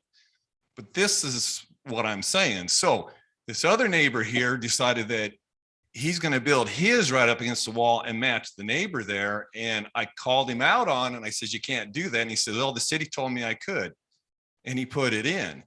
Now, I had approached the city about it, the building department. I says, hey, he can't do this. You know, you're going to allow him to do it. They went and saw it and they said, hey, it's fine. I says, okay. So he puts the wall up. We have the same issue happen here again. What's going to happen? You guys going to tear the wall down and go in and get it? And if I have to, that's what we'll do.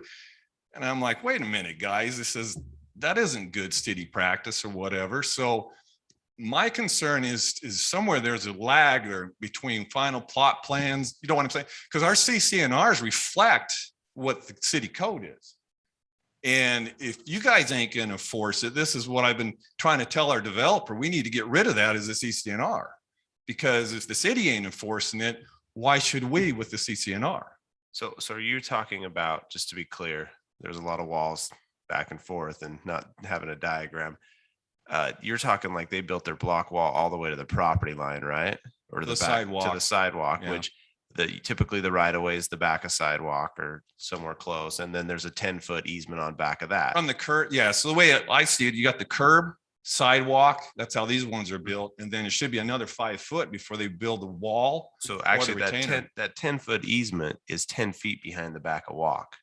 So it's even 10 feet past the back of walk. Well, I've been Because- told different. But the difference, and it might be different on that plat. Yeah. I don't know where that But the right of way point line is they're right up against the sidewalk. So they're totally over the difference is utilities. it's an easement, right? So that property owner has the right to build in that easement. If they take the risk of tearing it out, that's how easements.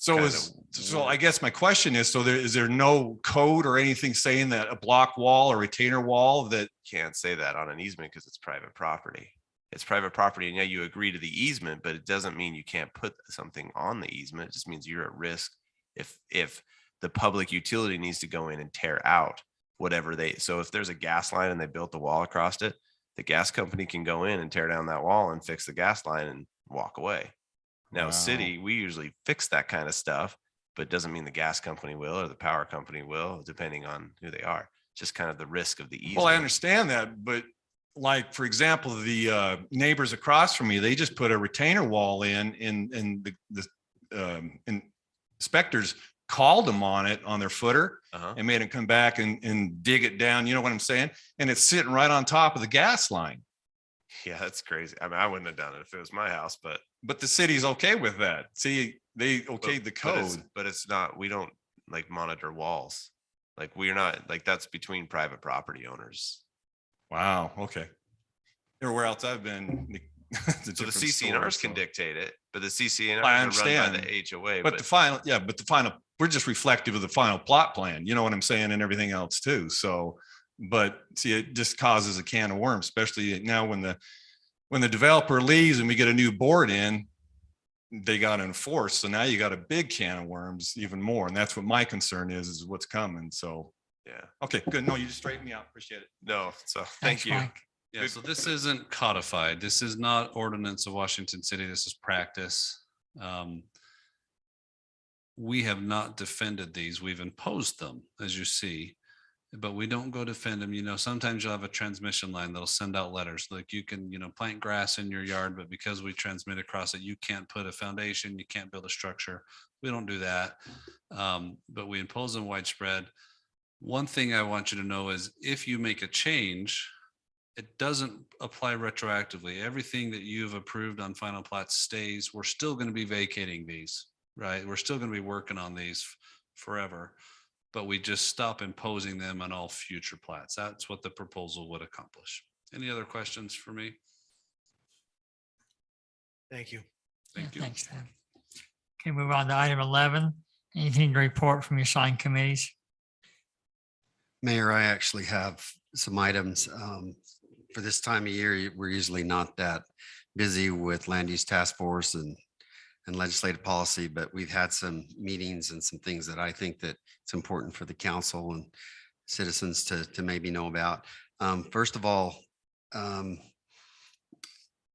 land use task force has been asked by the Commission on Housing Affordability to identify a certain couple of items. One is a discussion about supporting expansion for housing and transit reinvestment zones.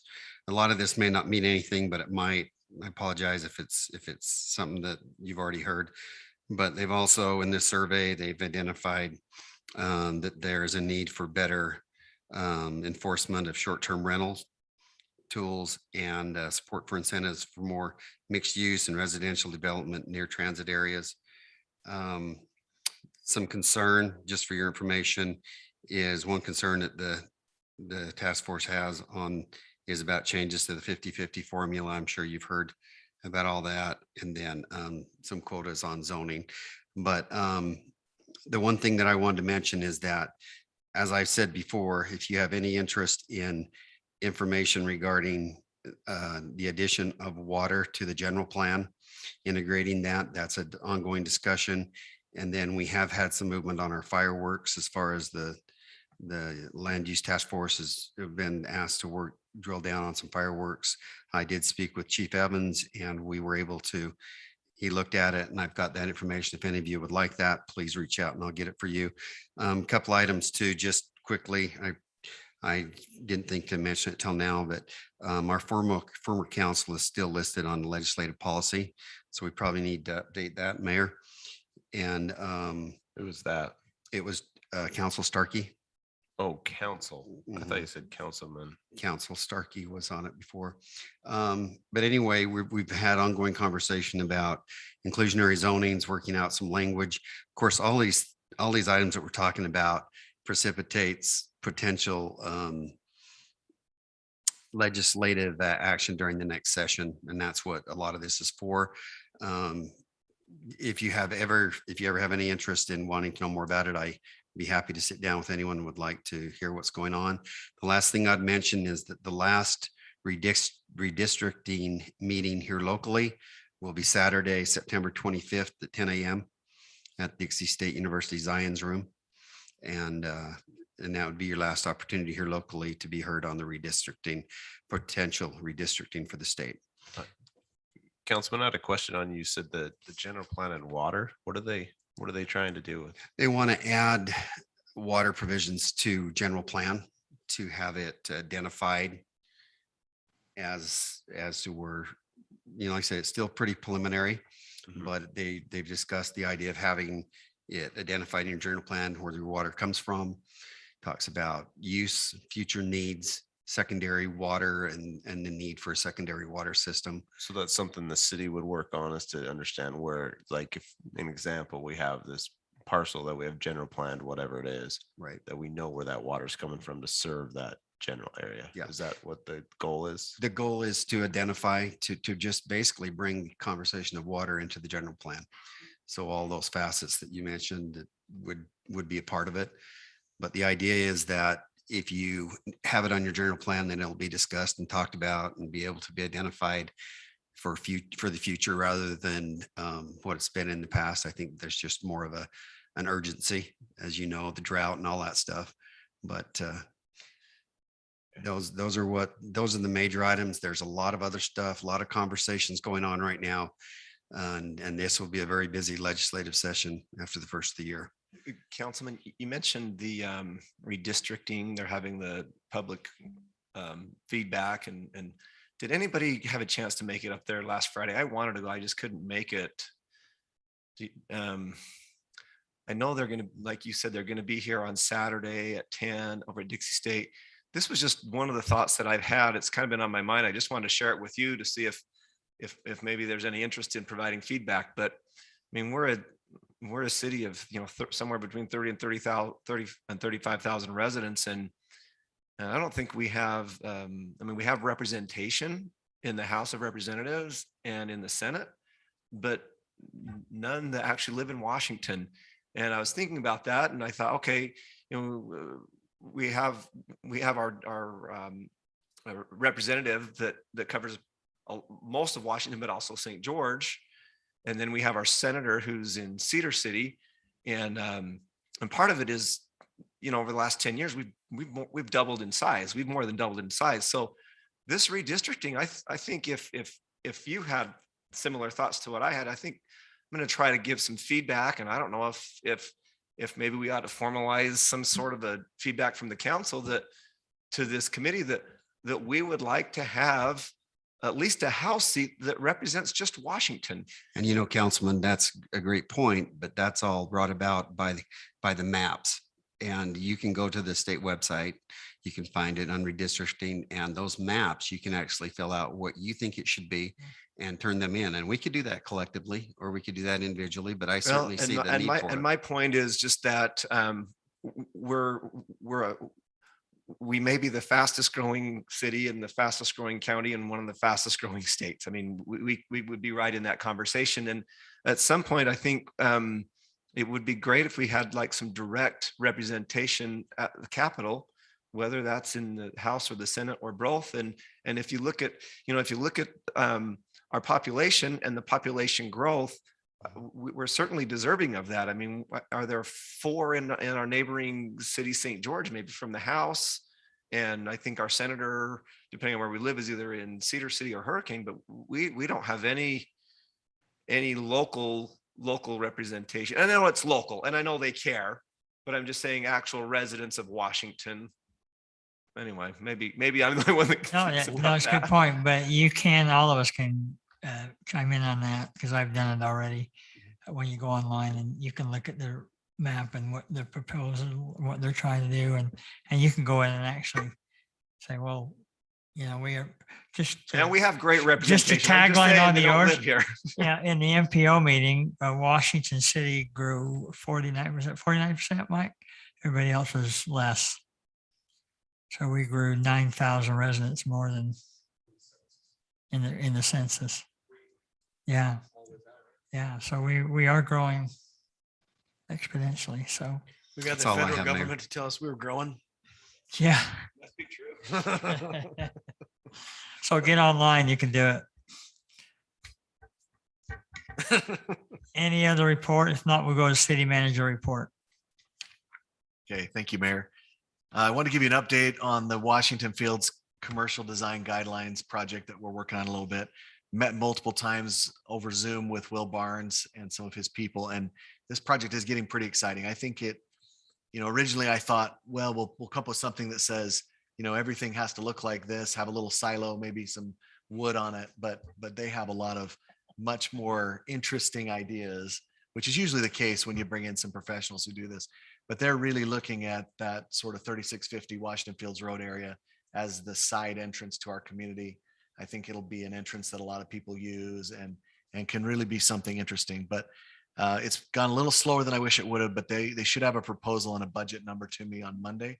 So watch for that. I'll send it out by email. They're hoping to come here and meet with us in October, kind of get boots on the ground, meet with different stakeholders. And I'll certainly invite any of you that would like to be part of that process to do that. We did have our quarterly meeting with the Water Conservancy District this morning. They're still talking about landscape design standards that they came here and talked about a couple of weeks ago. That is progressing. I think that a lot of Adjusted cities, any of those? I don't think that they talked about any adjustment yet, but they're talking about the different options that different cities brought forward. Their plan right now is to have a county water summit and kind of get everyone together to finalize and formalize that landscape standard. So I think that's really interesting. The interesting part, for the first time, they said, look, if we can get that standard in place so that we know what future development will be using for water, then we can get you a number of how many permits we have left, which was the first time I'd heard that. So that's good. A couple of items about, or updates on construction type items. The Main Street interchange right now is going through the UDOT process of hiring a consultant.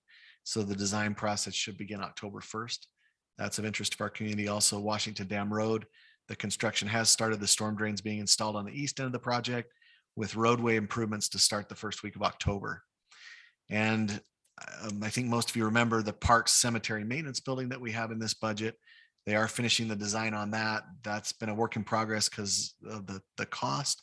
So they've been sort of refining that and trying to find out what we really need versus what are maybe extras. And they're finishing that design. That should come back to the council to go out to bid before the end of the year. So there are other projects happening, but those are some highlights. That's all I have. Thank you. There's a need for us to go to a closed session to discuss purchase, exchange, or lease of property. So I'll entertain a motion to adjourn to the closed session. So moved. All in favor? Aye.